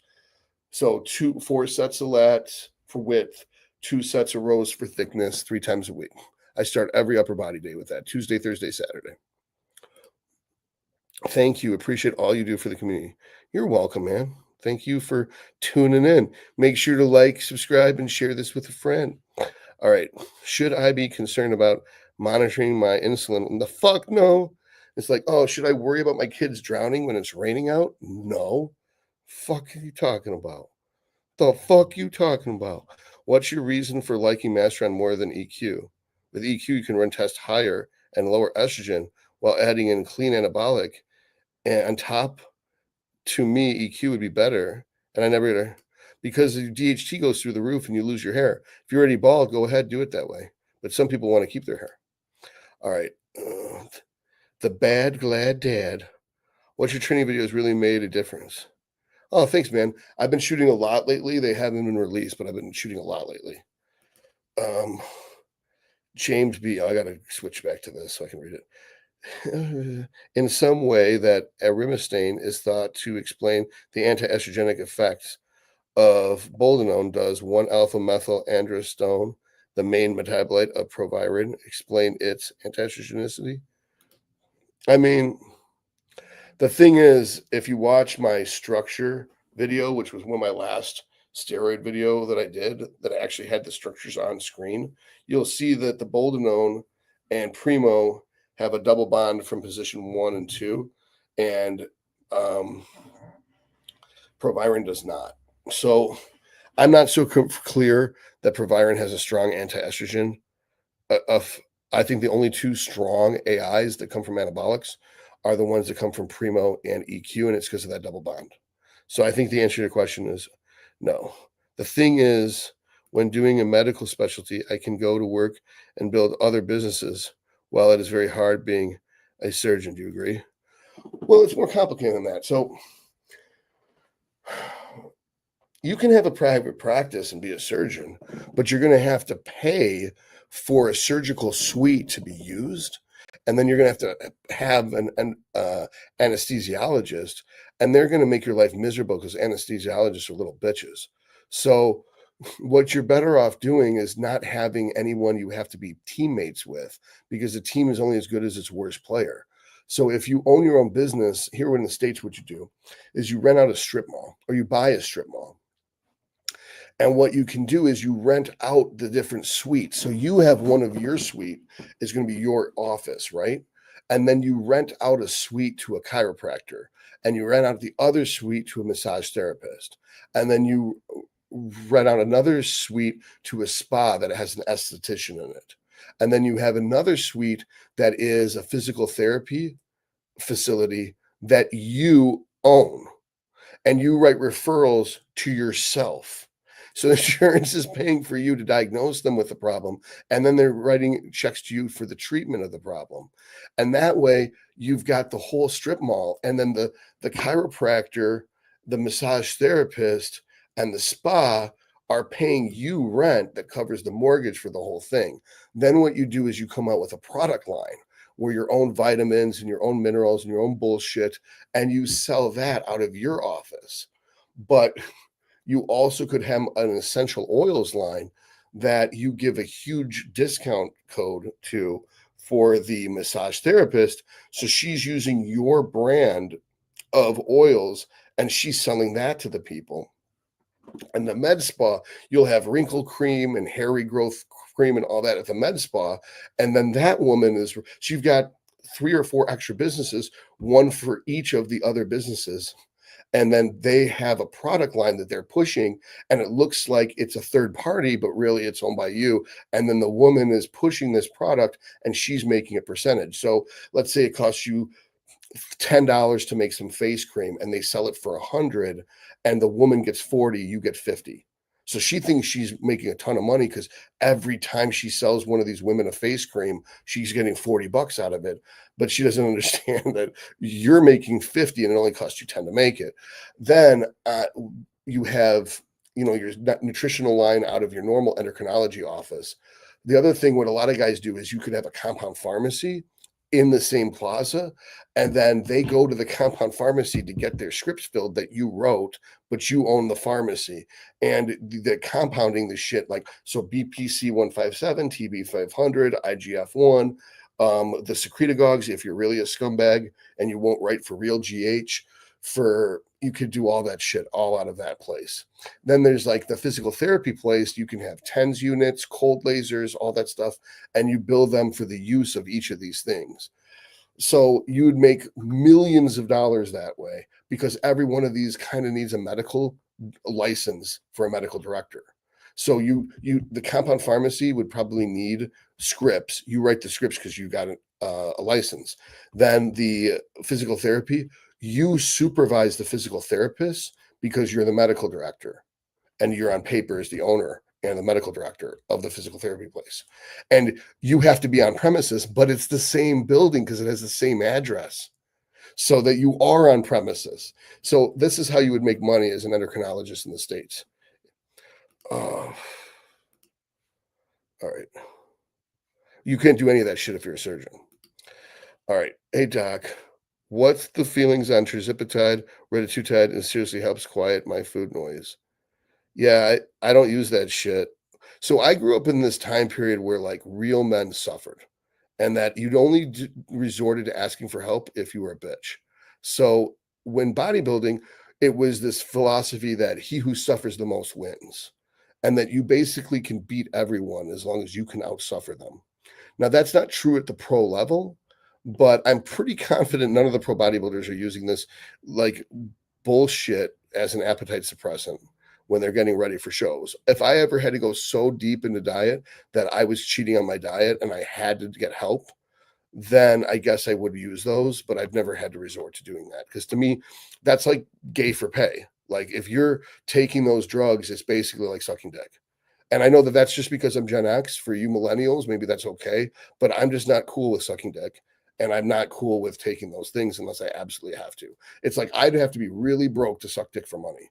And I'd have to be really starving for me to take drugs to quiet my appetite. All right. What do you see a difference from doing the so called bro split? Well, you're getting stimulated to grow 3 times more often. This is a no brainer, man. The bro splits are fucking retarded. Dr. Todd straight up calling radiologists betas. Well, they are. They're assistants. They're spotters. It's like if you had a sniper and a spotter, the sniper's the one who does the killing. The spotter's the one who's just like, you hit him, good job. Like it's like a cheerleader versus a quarterback. What want AI replace radiologists? AI was make mistakes like a motherfucker. I catch Nova making mistakes all goddamn day. All right, nailed it with radiology. We get paid well, 600K plus, but no glory. I did it for the lifestyle. Yeah, exactly. All right, what do you think about the reason is for guys who run high mass cycles seem to get the most changes in their face? Could it be from messing with androgen estrogen ratio? I don't think that's true. I think that's something that Steve made up. Got a 330 bench at powerlifting meet last week, 240 pounds, 71 years old. Love these live chats. That's fucking awesome, man. Good job. Was that raw or was that in a shirt? Dr. Todd is taking us and giving us free advice instead of charging us $700 per hour. Well, apparently you only get $700 an hour for fucking Asian dudes. Ask according to Sicilian cannoli and espresso. I was like, thoughts on diluting pre-filled syringe of ovitriline with backwater in a sterile multi-dose vial? I don't know what the fuck you're talking about, bro. I don't know what ovitrilla is. All right, what food to eat to lessen symptoms of depression, anxiety? What? What is with all? Why are people asking me of all people about anxiety? I don't know shit about anxiety. I just do what I want. I don't give a fuck about. It's like I have no fucks to give. I ran out of fucks to give in like 1999. It's like I don't give a fuck about anything. So I'm the worst person to ask about anxiety. Just use Chat GPT, get some cognitive behavioral therapy tips, and have her de-anxious you. Like, do you think the Spartans had anxiety? No, they just fuck shit up with their spears. So just like to me, it's the same thing with the GLP-1 questions. It's like I am the worst person to ask about this shit. They tried AI at USC in diagnosing medical problems and issues They found they were clueless. Dude, I've given my blood work to ChatGPT and she would have killed me 100 times over. I tried to teach her. I'm like, dude, I don't have patience or time to deal with everybody. Can you please just learn how to do this? And I will teach you how to read blood work correctly, unlike every other doctor. And she's like, yeah, sure, I'm down. And then she was just getting shit wrong left and right. Like, what was my GGT range? She was like, it went from 14 to 18. You're doing great. I'm like, motherfucker, there's a 96 and a 72 on here. She's like, oh, maybe it was mislabeled. I'm like, it's labeled GGT. And she's like, you're right. He was like, oh man, this is not good. Also, doing your recommendations of 10 milligrams of tren a day dose and hunger is through the roof. Any tips? Well, hold on. If I ever recommended someone did 10 a day of tren, it was to reduce their tren to 10 a day. I never recommend anyone to do tren. I hate when people put those words in my mouth and make me out to be a bad guy. I fucking hate it when people don't ever say that I recommend anything because I never recommend a fucking thing. Either someone pays me to tell them what to do and I tell them what to do, or I tell people what I would do. I've never recommended to anyone what they should do unless it's to decrease. Like, I think you're doing too much, you should bring that down. I'm not recommending it, I'm giving a suggestion because medical recommendation is a legally binding term and I can go to jail for it if you die. All right. I don't know what to do, man. If you're on a diet, apparently you can do this Redditutide and cover up your appetite. So chasing drugs with more drugs, the American way. Can't wait to watch. Have a good night, Doc. Night to watch what? All right. What are your thoughts on libido? I don't know what that is. Was looking to start that and was recommended for some longest ester. And I remember you saying that longer the better. Yeah, you don't have to have a half life longer than 8 days if you're doing daily dosing. Todd, what's your thoughts on using Lantus insulin? Use it every day. I've seen Vigorous view it. I use it to control my blood glucose because I'm on a lot of carbs. That's why I use it. Has surgery. I don't know. I asked you whether or not it was raw. All right. Great channel, Todd. Thanks. Will HGH still work administering after a meal? Yeah, why wouldn't it? All right. Do you have a good cereal to recommend? Like maybe one of the new high protein cereals? Mm, no, because why is it high protein? Is it just extra gluten? That's not good. Is it because it's extra whey? Not good. Is it because it's extra casein? Not good. I would say that the best cereal is just something that's the clean carb source that you need. I always use Crispix, or if I was going for a sugary cereal because it's post workout, I used to do Cinnamon Life. Now, are there better options? There probably are. It's just that's what I did. I know Roman used to do Frosted Flakes. They had a German version of Frosted Flakes, but yeah. Yo, Bell, Dr. Todd, casually giving me the oh my god, I can't see shit. Casually giving me a blueprint to become a millionaire. Yeah. All right. MC, I watched your training for hypertrophy video and never brought up concept of drop sets. I typically fail out and drop weight when going heavier, 4 to 5 reps and get 10. Yeah, that type of way sucks because you're just going to hurt your joints. Drop sets in general have been proven to suck ass. If you want to set extenders, you can always do rest pause. But in the end, the right way to train is always just take a normal rest period and get another set. Set extenders are just a poor man's version of another set. All right, Linus. Todd needs to read David Ricardo. The concept of specialization and gains from trade has lost on him.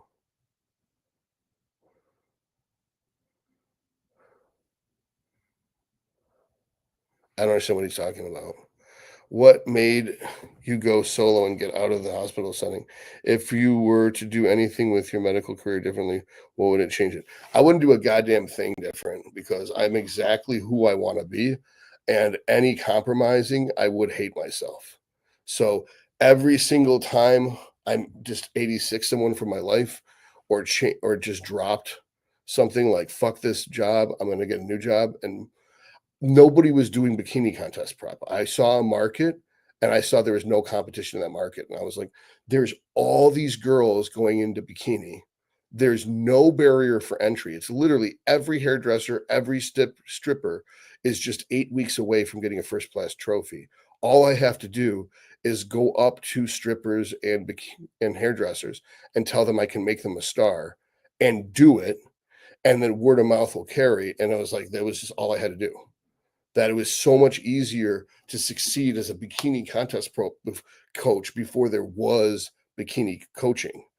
When everyone was treating bikini like it was figure, they're doing it all wrong. So I saw a market and I took it, and I don't look back. And I the supplement market was bullshit before I came into it. Not that I single-handedly changed it, but the whole open label thing, that was my idea. I did that before anybody else did it. And yeah, I pretty much am completely content with all my life choices. I don't regret any of them. Late to the party, but better late than never. Ooh. Has surgery okay, what does this say? Has surgery suffered from DEI? I needed a hernia effective for years, but everything's corrupted by DEI. Everything is corrupted by DEI. DEI is literally code for communism. It's equality of outcome, not equality of opportunity. There is equality of opportunity, but equality of outcome is communism. So the DEI is communism. That's what it is. It's corrupt as fuck. And California needs to be punished for what it's done. All right. Bold priest Bald priest based his straight chain fatty acid theory on chase irons trying to get to 20,000 total K test. When Vig Steve told him Chase uses isocaproate branched chain fatty acid, he was perplexed. That is fucking hysterical. So this was the dumbest man alive who pretends to be smart. All right, so this is the concept that this stupid fuck thinks. So this is the so out of carbon 17, there's an ester chain. It's 7 carbons long of an aphthate, right? He thinks that the enzyme comes along and cleaves it like this until it hits the base of the chain. And then it's now goes into normal circulation, that it happens in the endothelium of the vessels. So with SIP, there's a benzyl ring at the end. So his idea is that the enzyme can't bind to it and eat it. Now, anyone with a brain would say, hey, look at the blood work, and you can see that when you treat people with cypionate, their test levels go up. So what happens is, and he doesn't get it, is the cleavage happens here at the base of the chain. It doesn't happen here.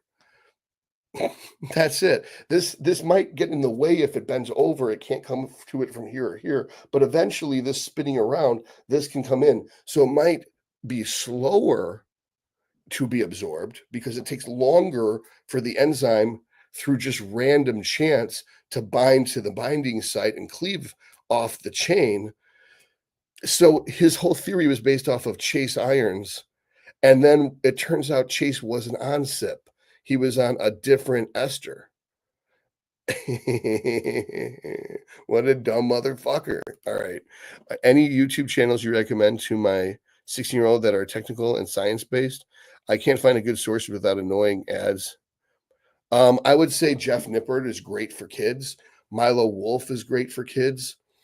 Yeah, Milo Wolf and Jeff Nippert are the good place to start. More more Jeff Nippert. Milo Wolf is just basically pushing some theories that aren't true. Menmo Henselman is also great, but none of them are entertaining. That's kind of the problem. That I find that entertaining is important. So I would say Jeff Nippert is your best bet. Jeff Nippert. Um, yeah.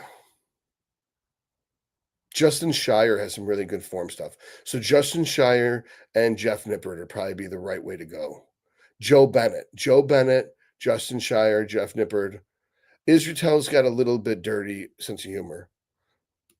Jared Feather might be a good idea too. Is it best to add a compound from each anabolic family tree to accelerate gains? No. Like Master on Test, Tren, or Deca? No. I said there are some pre-made blends. Pre-made blends are always stupid and everything. The whole concept that you're going to do the convenient way of bodybuilding is just completely backwards. No, that the family tree thing's broken, dude. Ovitrel is a pre-filled half cc syringe of around 750 whatever IU HCG, not P extracted.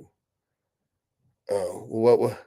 Yeah, I don't understand. Like, I think what you were asking me, not you, but the other guy was asking me, should I dilute it? Dude, I just think you should use Thor's hammer instead of HCG. HCG is the way of the past. Thor's hammer's worked great for 10 years and it works on everyone who uses it pretty much. What are some effective doses of Arimidex have you seen using estrogen under control on roughly five? What? I don't see that. Well, if you're familiar with my low dose test and mast approach, you know that we don't use Arimidex around here.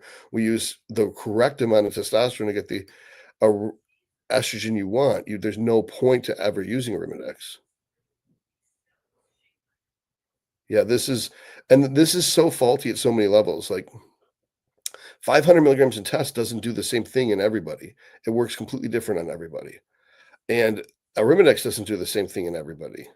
So the whole thing is, so you want just to have some cookie cutter approach towards throwing Arimidex at a problem that you don't even know is there. Because obviously, if you're asking this question this way, you don't even know what your estrogen is, which means you didn't do any blood work, which means you're doing it completely wrong, which means you're doing it blind. So we're never going to advocate doing it blind because doing it blind is wrong. Do you know which compound, not GH, will boost IGF-1 the most? Maybe Tren or Dianabol? Would stacking both of these synergize for faster gains? No, GH is how you raise IGF-1. You always try to get around the whole GH thing and just use Tren and Dianabol. No, man. The correct thing to do is use GH. By the way, Nebido is a testosterone undeconate. I think it's very long ester. Yeah, it doesn't work in real life. It's bullshit. Premier protein cereal, whey protein, wheat protein isolate, pea protein concentrate. Wheat protein is gluten, Josh. We don't put gluten in humans, man. I really ready for injections, but still, I finally ready for injections, but still interested in oral for faster glycogen accumulation and thinking the mask may prevent GYMO. Yeah, dude, you're overthinking it. Just the formula is test to the point where your estrogen is where you want it to be, and you use mast and growth hormone. That's it. There is no other way that's right. So you're going to ask me over and over and over again. I'm going to tell you the same thing. And I'm going to learn to hate you. All right. I know you say E has a correlation to IGF-1 conversion of GH. Does T4 also play a role? Never saw my IGF-1 level increase until implementing 100 micrograms T4. I've heard that it does. I might have heard who it did from you or for someone else. But yes, I have heard that there's other things that influence IGF-1. But the whole point of this is that people overdose in testosterone because they don't understand testosterone is not the right anabolic steroid to use to grow muscle. It's a sex hormone to make sure you have normal physiological testosterone levels while you use anabolic steroids. It's on psychotherapy. Who is the bald priest? If you don't know, then I'm not going to tell you. All right, hypothetical situation. If you needed to fill out a large male bodybuilder last minute, peak week, would you use Anadrol or Superdrol oral? Well, I tried the Anadrol and it backfired, man. That's why I look like shit in Texas. There is no way to last minute fill out somebody other than carbohydrates and water. I've never seen good results with the Superdrol, and I tried the Anadrol last time. It was terrible. I'm looking forward to seeing the results of my SIP study. Oh, yeah, the SIP study he's not going to do because he's not a real scientist and he has no ability to do studies. He's just a lying bitch. All right. Ball Priest is a cult that worships Primo and hates Mast. Yeah. Joshua Pear, I think single-handedly cleaned out Costco from Premier Protein cereal as a youngster. That's funny. Are site injections a thing? I need to grow arms faster. GH or oil in the biceps. Don't worry about it, man, because no, don't worry about it. If there is site enhancement, it's very, very minor. It's not really worth determining what your pinning schedule is. What's more important is the absorption rate from the muscle than its ability to have an effect. The new setup is, oh man, I cannot see this. New setup is making the quality look great. Awesome. All right. John Meadows is always a great channel. That's true. I forgot about John. John Meadows is a coach I always looked up to. Yeah, he's great. Nothing he ever said was wrong. It might be oversimplified, but he's never wrong. What's your favorite pre-workout stack? Do you ever add Cialis for Anavar? to feel on. So currently, my pre-workout stack is 100 milligrams of Viagra, 25 of Anavar, and Fenris Fury. Shoot, no wheat gluten. I better check out Honey Smacks label. I was thinking about that, about them. Why do pros use more if there's only one way? Because they don't know any better. That's why. They're not scientific or logical minded. The smart pros like Samson uses just test and mast. Wesley Visser uses just test and mast. I'm pretty sure Sommerfeld just uses test and mast. And if they don't use test and mast, they use test and primo or test and EQ. But pretty much everyone uses the same drugs. Maybe they use prep for trend for contest prep. But this population are not bodybuilders. These are just HRT people who want to play with drugs because they think it's cool. And so you should use HRT test and GH and then just use Masteron to grow because it's the safest way of doing it. Nobody's safety focused. The pro bodybuilders that you're talking about, they're willing to die to win. And so they will do reckless, dumb shit when really they could have just used more mast and had a safer approach. But, not everyone listens to me. And so the people who don't listen to me will die before the people who do. Denizen, take about 50 milligrams of trend suspension and test suspension and take the pip like a man. He's fucking with you. Don't listen to that. He's fucking with you. How do you get good female booth without doing lunges? Lunges are great. You could just have her watch the video on glute training. Well, you can't gain any muscle without lifting heavy, really. Heavy's relative. Why is everyone running after the highest levels of IGF-1? Is it suboptimal for longevity? Nope. Shouldn't we be looking for the minimum effective blood concentration from a genetic standpoint? I don't know. IGF-1 is how you grow muscle, man. That's what makes you grow. That's the whole anabolic hormone. Mechanical tension, IGF-1, and androgen receptor ligand binding are the three things that make you grow. So this is a bodybuilding channel. So the safest way, I always say 300 is where you want to be at for safety. You can go over that, but even the medical community supports 300. Isn't Anavar and Mast redundant? The reason why I'm using Anavar sublingual is because it hits the bloodstream so fast, it kicks in like an hour. So it was supposed to help with that actual lift. And by the way, I missed the last live stream, but thanks for bearing with my dumbass questions. I love the channel. You're the best doctor. Thanks, man. Appreciate it. Thanks for the live stream tonight, Dr. Todd. Have a great night. You too, man. Smash the like button. Yeah, do that. Thanks for the live stream, Dr. Todd. Have a great night. Oh man, everybody's throwing in the towel. Did we get to the end? We did get it. Perfect. Thanks. Okay, cool. I don't want to die. That's why I appreciate you looking out. I'm not going to die if I run test and EQ, though, with occasional Anavar through, right? No, probably not, especially if blood pressure managed with ARBs. Yeah, I mean, assuming that the only kidney toxicity, renal toxicity, is from the dehydration and or blood pressure, then no, you won't die. If the EQ is specifically damaging to the glomerulus, if it causes focal segmental glomerulonephritis, then yes, you'll eventually have your kidneys die, your blood pressure will be incredible, and you'll have some type of heart disease from it. That's why I would never suggest someone do EQ when Masteron is available. That's what Masteron is not going to cause those problems. I don't want to live forever. Should I up the trend? Oh man, I think you're trolling, bro.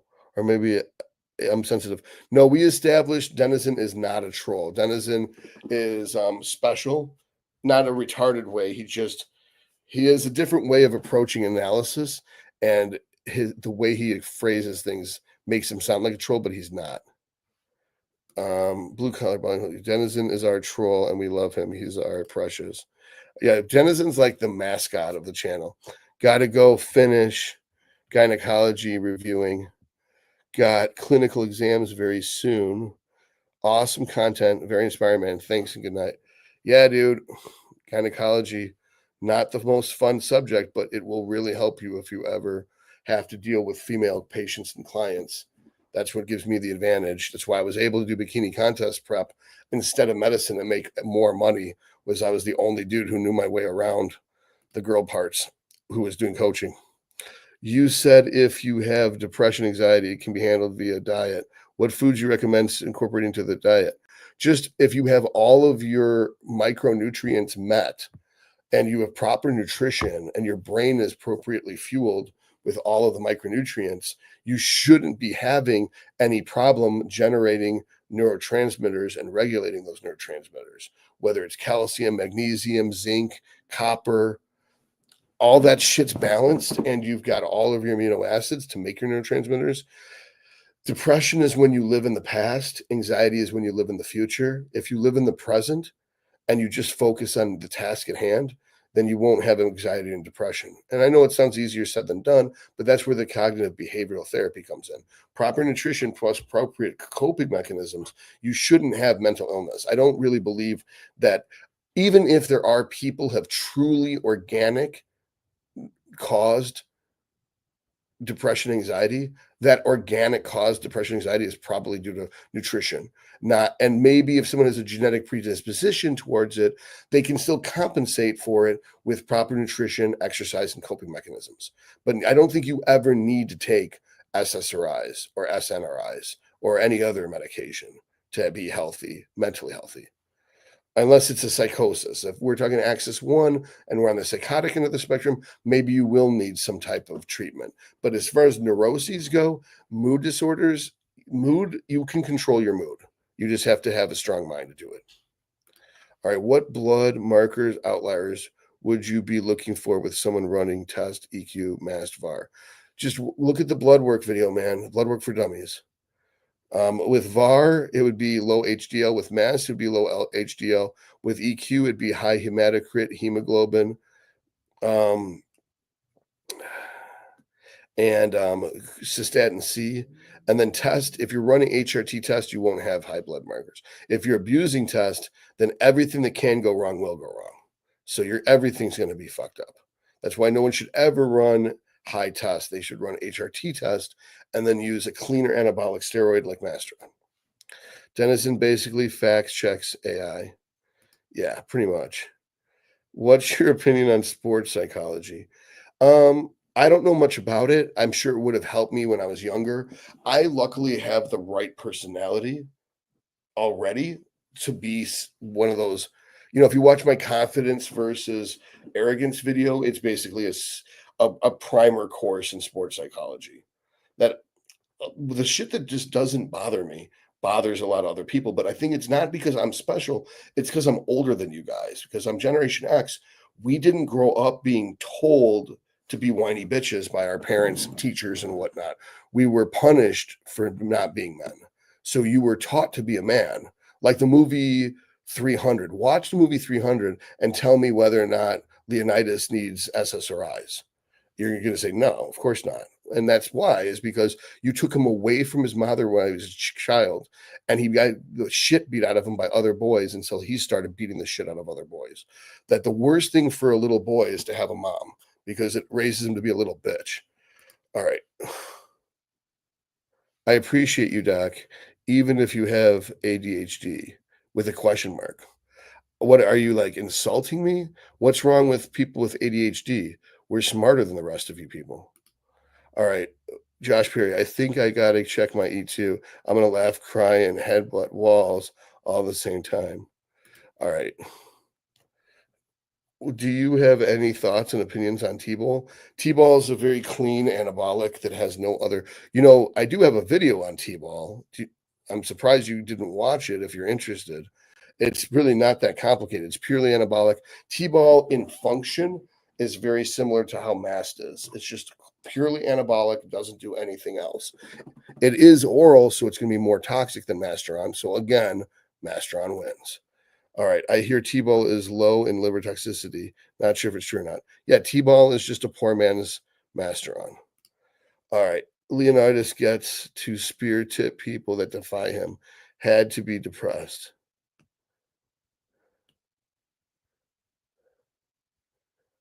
Hard to be depressed. Yeah, I was gonna say, like, when he was eating that apple, he didn't seem to be too disappointed. So I just think that if we wouldn't have so much whiny pussies if people just removed them from their mothers when they're children and they just got put into military training camps. And then the weak ones will just die. Um, you think there's a niche for psychologists in bodybuilding, just as you found a niche in bikini? I mean, yeah, but you'd have to be a bodybuilder. No bodybuilder is going to respect you if you're not one of us. That when it's just like you wouldn't be a very good psychologist for um, Navy SEALs, tier one operators, if you hadn't been in similar situations. You have to have the same level of respect, and they're only going to respect people at their level. They're not going to respect people beneath them. You can't, by definition, respect someone you look down on. And so civilians would never be equivalent. So they're not going to get the respect unless they are a tier one operator. And then you'd have to be good at psychology. And if you're that good as a tier one operator, why are you doing psychology? Why aren't you operating? The same thing with bodybuilding. It's like, if you're that good of a bodybuilder, what the fuck are you doing psychology for? You should be doing bodybuilding. Bodybuilding is much more rewarding than psychology. No, LOL. I meant regarding your depression question. I was following up. If you have ADHD, your brain produces fewer neurotransmitters. I don't believe that's true. I think that that's just a bunch of bullshit. That people with ADHD just think differently than other people. I mean, which neurotransmitters would someone with ADHD be deficient in? I've never even heard of this. It's just they try to make everything out to be something different. Oh, here it is. She did calculate hourly wages for Yo.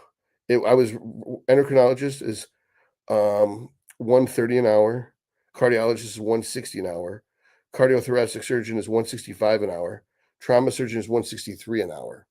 So me doing phone calls is 200 per half hour. So that's 400 an hour. So which means that I make more money than endocrinologists, cardiologists, cardiothoracic surgeons, or trauma surgeons. And all I am is a fucking bodybuilder.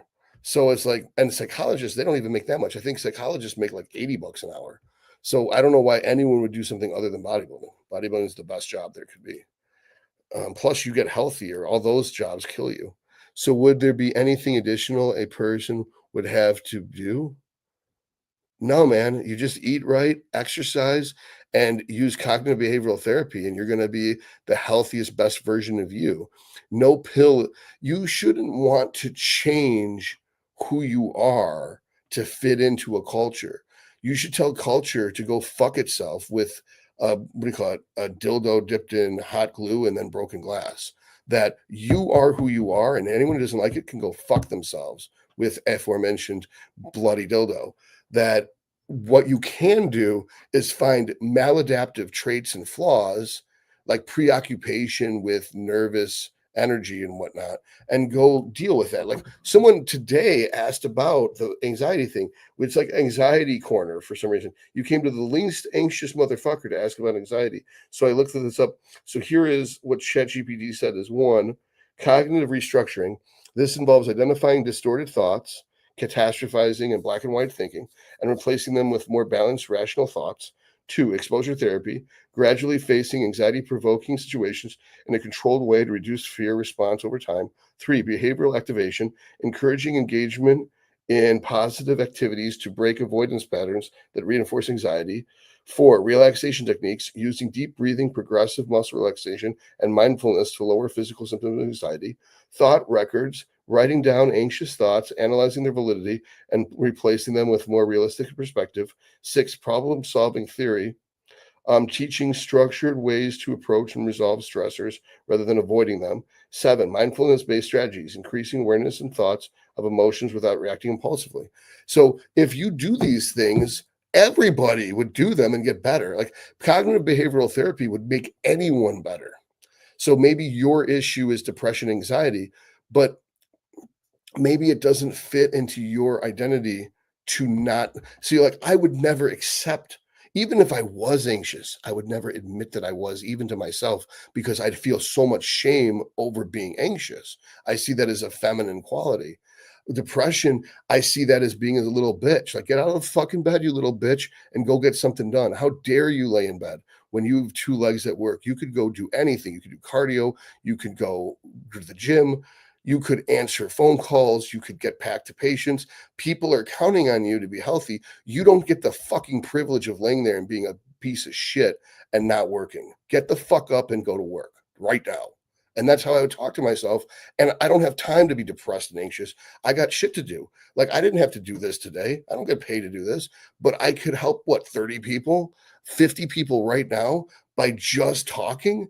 Man, if it costs me nothing and it can help other people, then I'm obligated to do it because it's the right thing to do. I don't have time for this depression shit. I don't have time for anxiety. It's like, oh, what if they don't like me because I say something they don't like? Well, if they don't like it, they can go fuck themselves and watch someone else's channel. Fuck them. It's like the people do, even if they don't like me, they might benefit from what I'm saying. So it's still worth saying it. So this type of mindset, you would never get anxious. You would never get depressed. You would just get shit done. So that's why I hate that psychologists before 1990, no one heard of this shit.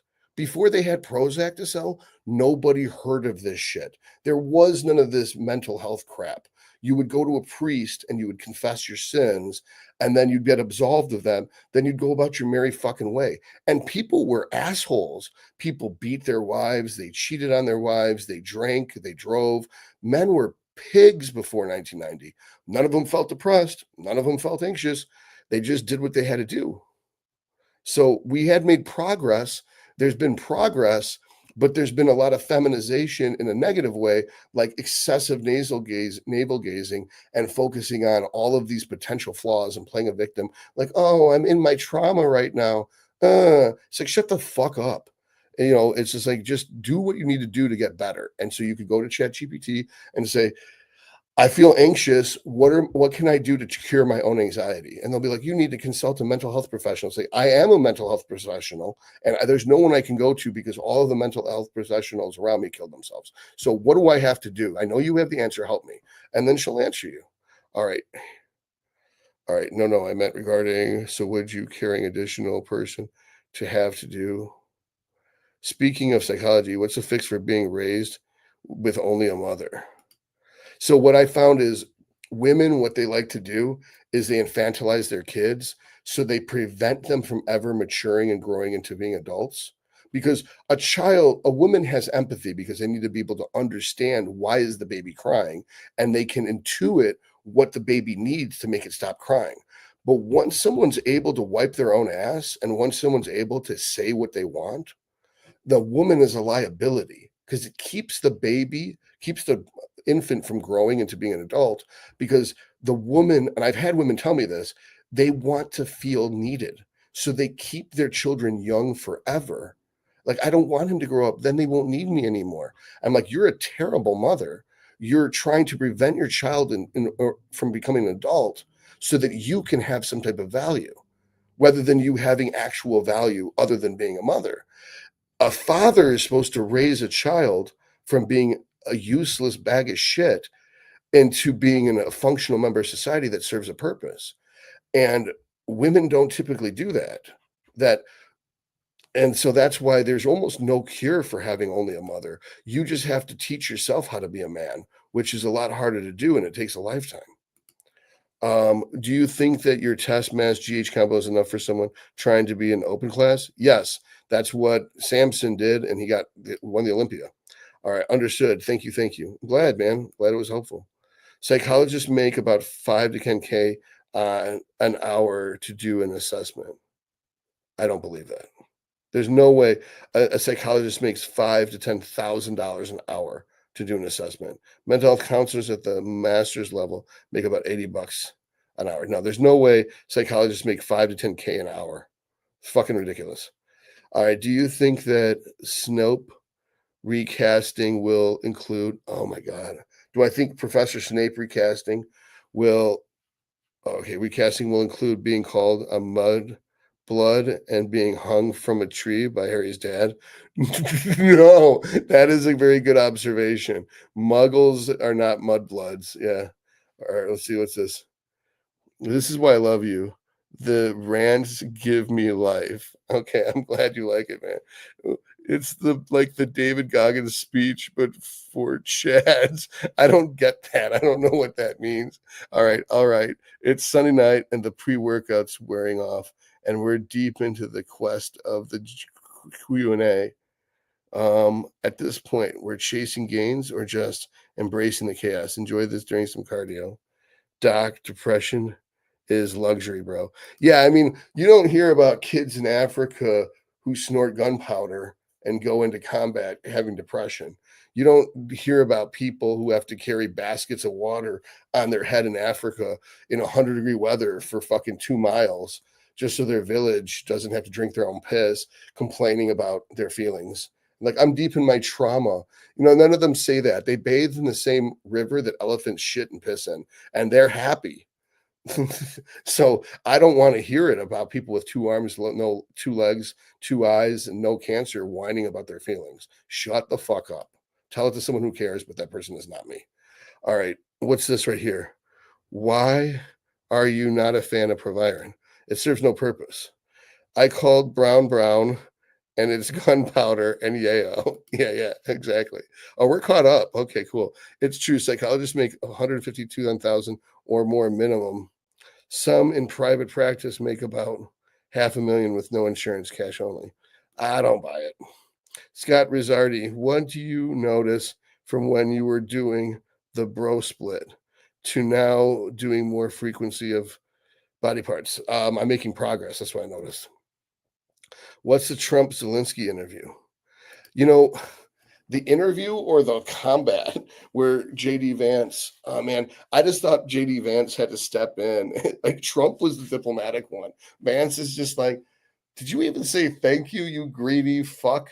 It's like, you got so much money, you're not entitled to a goddamn thing.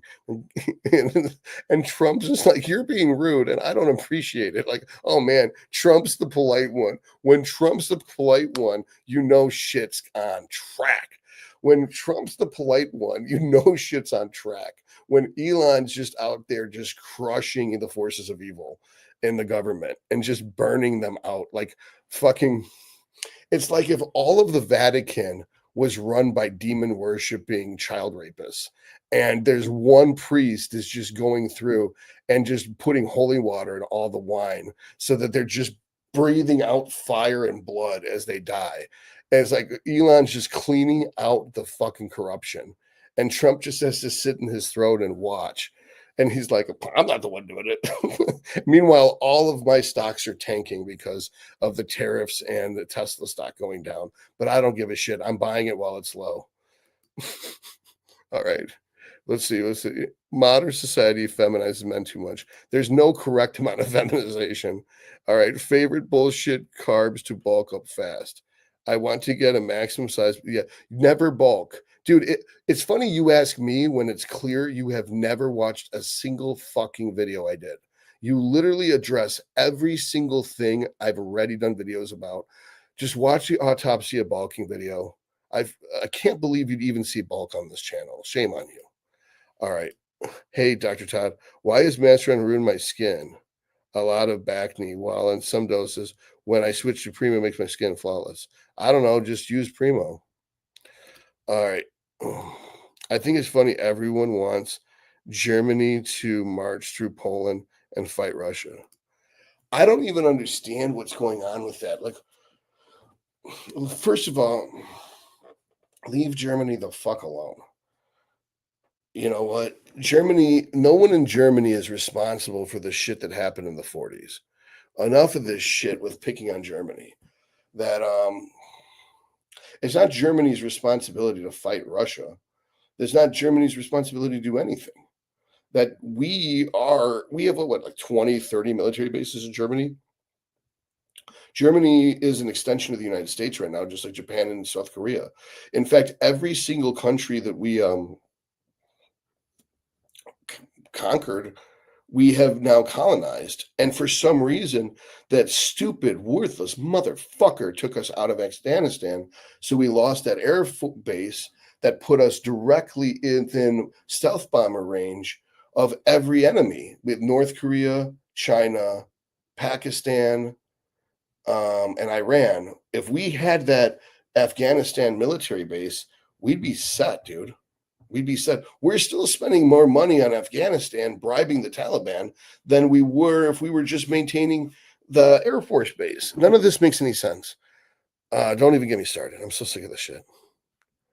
Isn't Germany military still limited in size due to agreements from over World War II? Yeah, we are for Japan and for Germany. We are their military. That's the condition for us not nuking Germany was we're going to just take over your country and you're going to have the illusion of having your own government. But since we're the military for your country, we're actually the ones who are running your country because we can just crush you or withdraw support at any given time.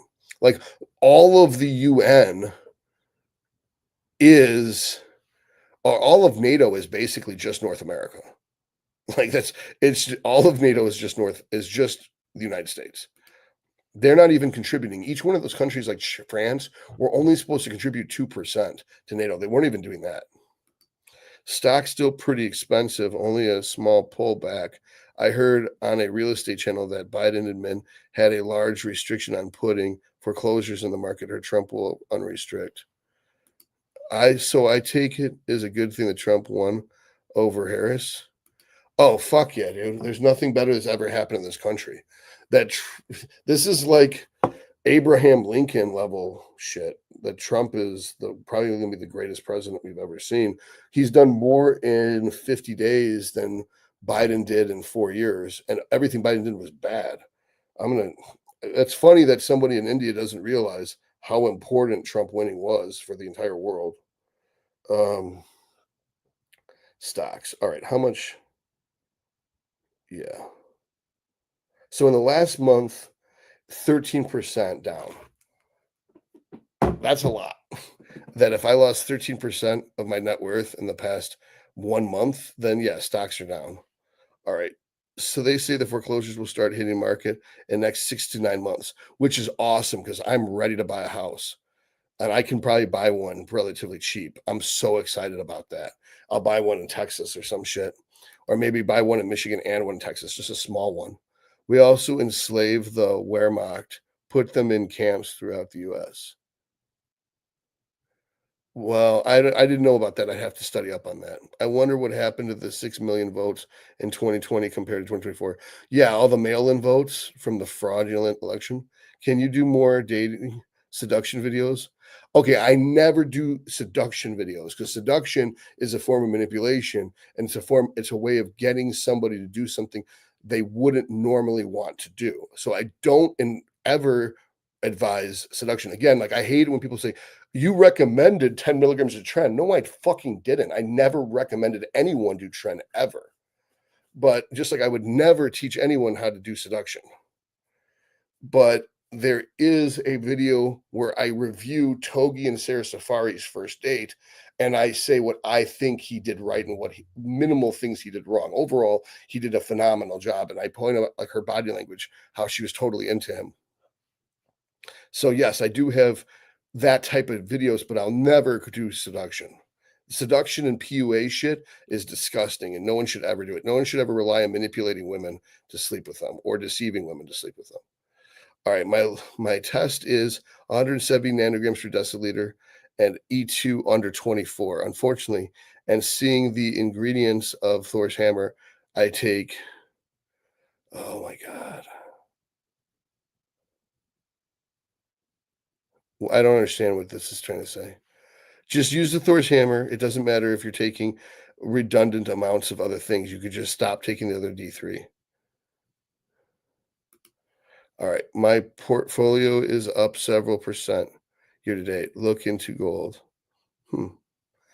That's a good point. Well, my year to date is too. I'm talking about just the last month. All right. Did you know that lobsters never stop growing? Technically, if they avoid predators and bad decisions, they could get swole forever, living ultimate bodybuilding. New Zealand here. My doctor wants me to drop my TRT protocol because my hematocrit was 52. He's lowering my dose to 4 times for 4 weeks and retesting. Yeah, the dude's an idiot. Just drink more water. It's hard to find a wife in the US. Yes, it's extremely hard to find a wife in the US. That's why everybody goes to other countries to get a wife. You're in the wrong country to find a good woman unless you move to Georgia. All right, let's see. Hard to find a good wife. And then this, hey Todd, do you think karma's going to catch up with you for juicing with steroids, or do you figure the universe doesn't care about cheaters? Who am I cheating? There's no, what a stupid, ignorant fuck question. There's no rules in bodybuilding. You pathetic piece of shit. All right, and then should GH be mixed with backwater or sodium chloride backwater, or is it okay? It's the same thing.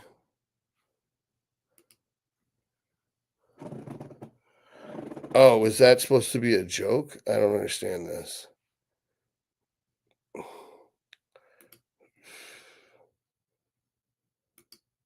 You know, we never have to hear from that guy again.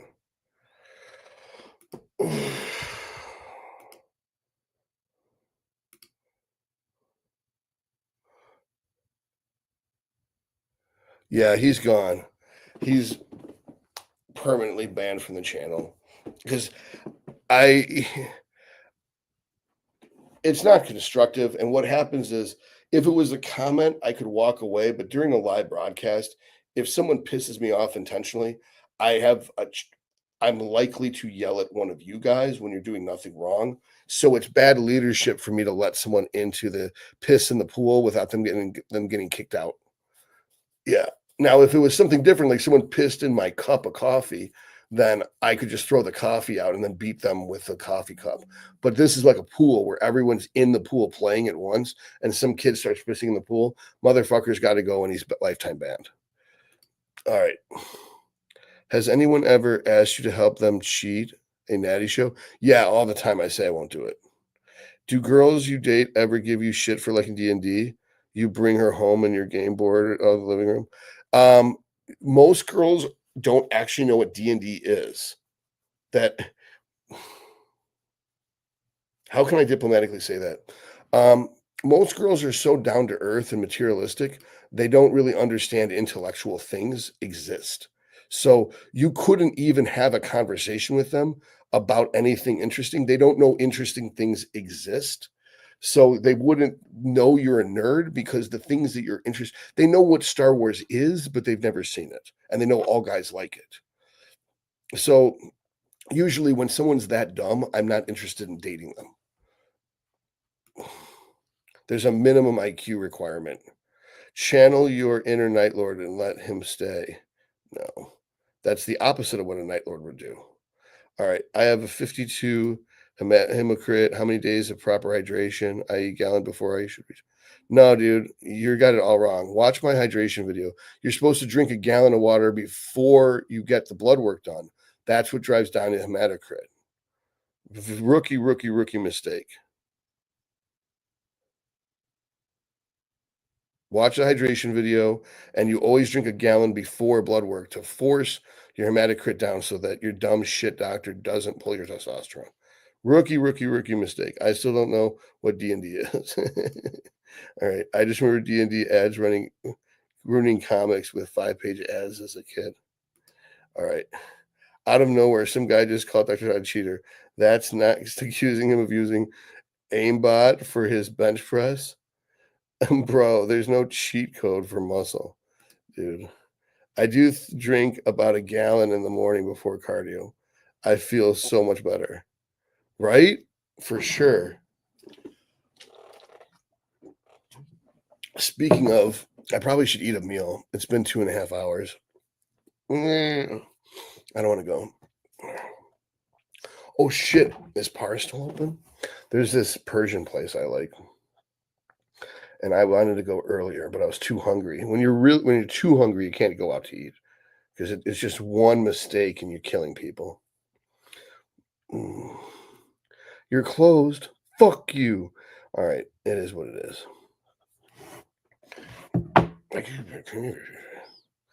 All right.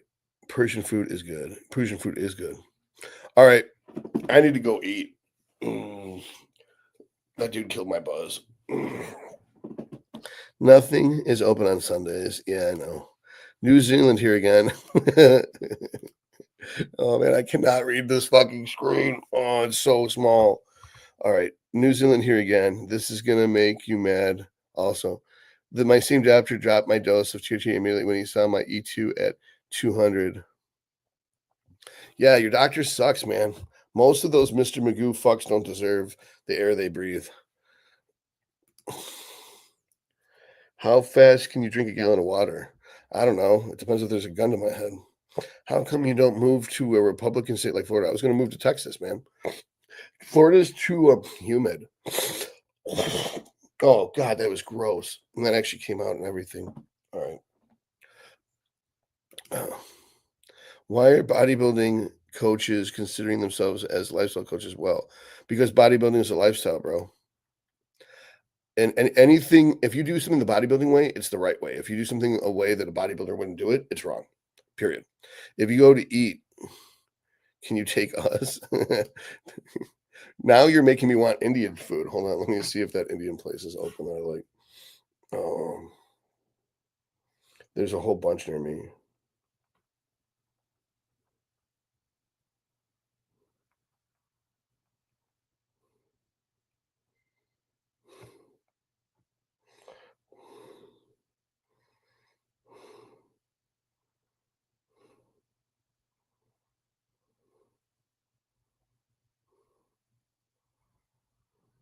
Why the fuck is this place open till midnight? That cannot be right. Oh, closes 1 a.m. Why the fuck is there an Indian place open till 1 a.m. in Northville? It looks good too. So some tandoori chicken.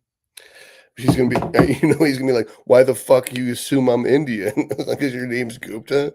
Anyways, like Warner Robins, GA Doc, plenty of gyms, plenty of Southern women, usually from unbroken families. That's cool. Yeah, Southern women are like real women. Keon Pearson's hometown. All right, I should totally watch a live stream while eating out. Thank you for answering my questions. You're welcome, man. Lots of Asian women here too. I like Asian women too. Ali Balil, who just won the men's physique Arnold Classic, says he won't be competing again at the show because Arnold's comment regarding the division. Oh, what a loss. The dude from Afghanistan. It's like, come on, dude. If you were a man, you'd train legs. Shut the fuck up with your self righteousness. Georgia has a state income tax, though. So does Michigan. It's capped at 8%. Jesus, that's brutal. That's 8K every 100K you make. That's insane, Josh. I don't even know what Michigan's is. I should know, but by the time I'm done doing my taxes, I don't make anything, so I don't have to really pay it. So, all right, I'm gonna go eat some food. Ramadan, brother, fasting during the day.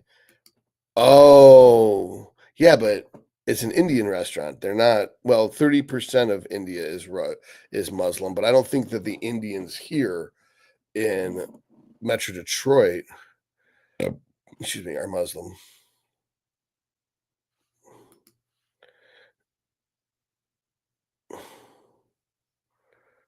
What's with all this mental? Why are people coming to me with nootropics? I don't understand it. It's just like, why don't you go to John Holmes with dick enlargement questions? Like you're going to the most mentally stable person alive and asking me about anxiety shit. I don't understand why anyone would ask me of all people about anxiety. Do you take clients from overseas? Yes, i.e., my New Zealand ass. You can leave the sourcing of medication to me. Yes, I'd be happy to just click the consult link in the description box of any other video. This video won't have it yet. Or you can go to toddleemd.com and set up a consultation. I've got plenty of people in Australia, New Zealand. I'd love to add you to the family. Dave, have a great night, boss. You too, man. Thanks for your time, Todd. Welcome. Bye bye. Thank you. Always appreciate your videos no matter how much my ego hurts. I don't mean to hurt you. It's just an accident. You're the best person to talk to about mental stability. Okay, cool. I appreciate that. Thanks, man. To be honest, your mental stability makes them wonder how you got there. Oh, I understand now. Oh, and to answer your question, ashwagandha does work, but if you take too much of it, it can make it worse. Yeah, and it's more of a cortisol thing than it is a mental stability thing. But anyway, I'm gonna get going. I need to eat. Time to grow some muscles. May the force be with you.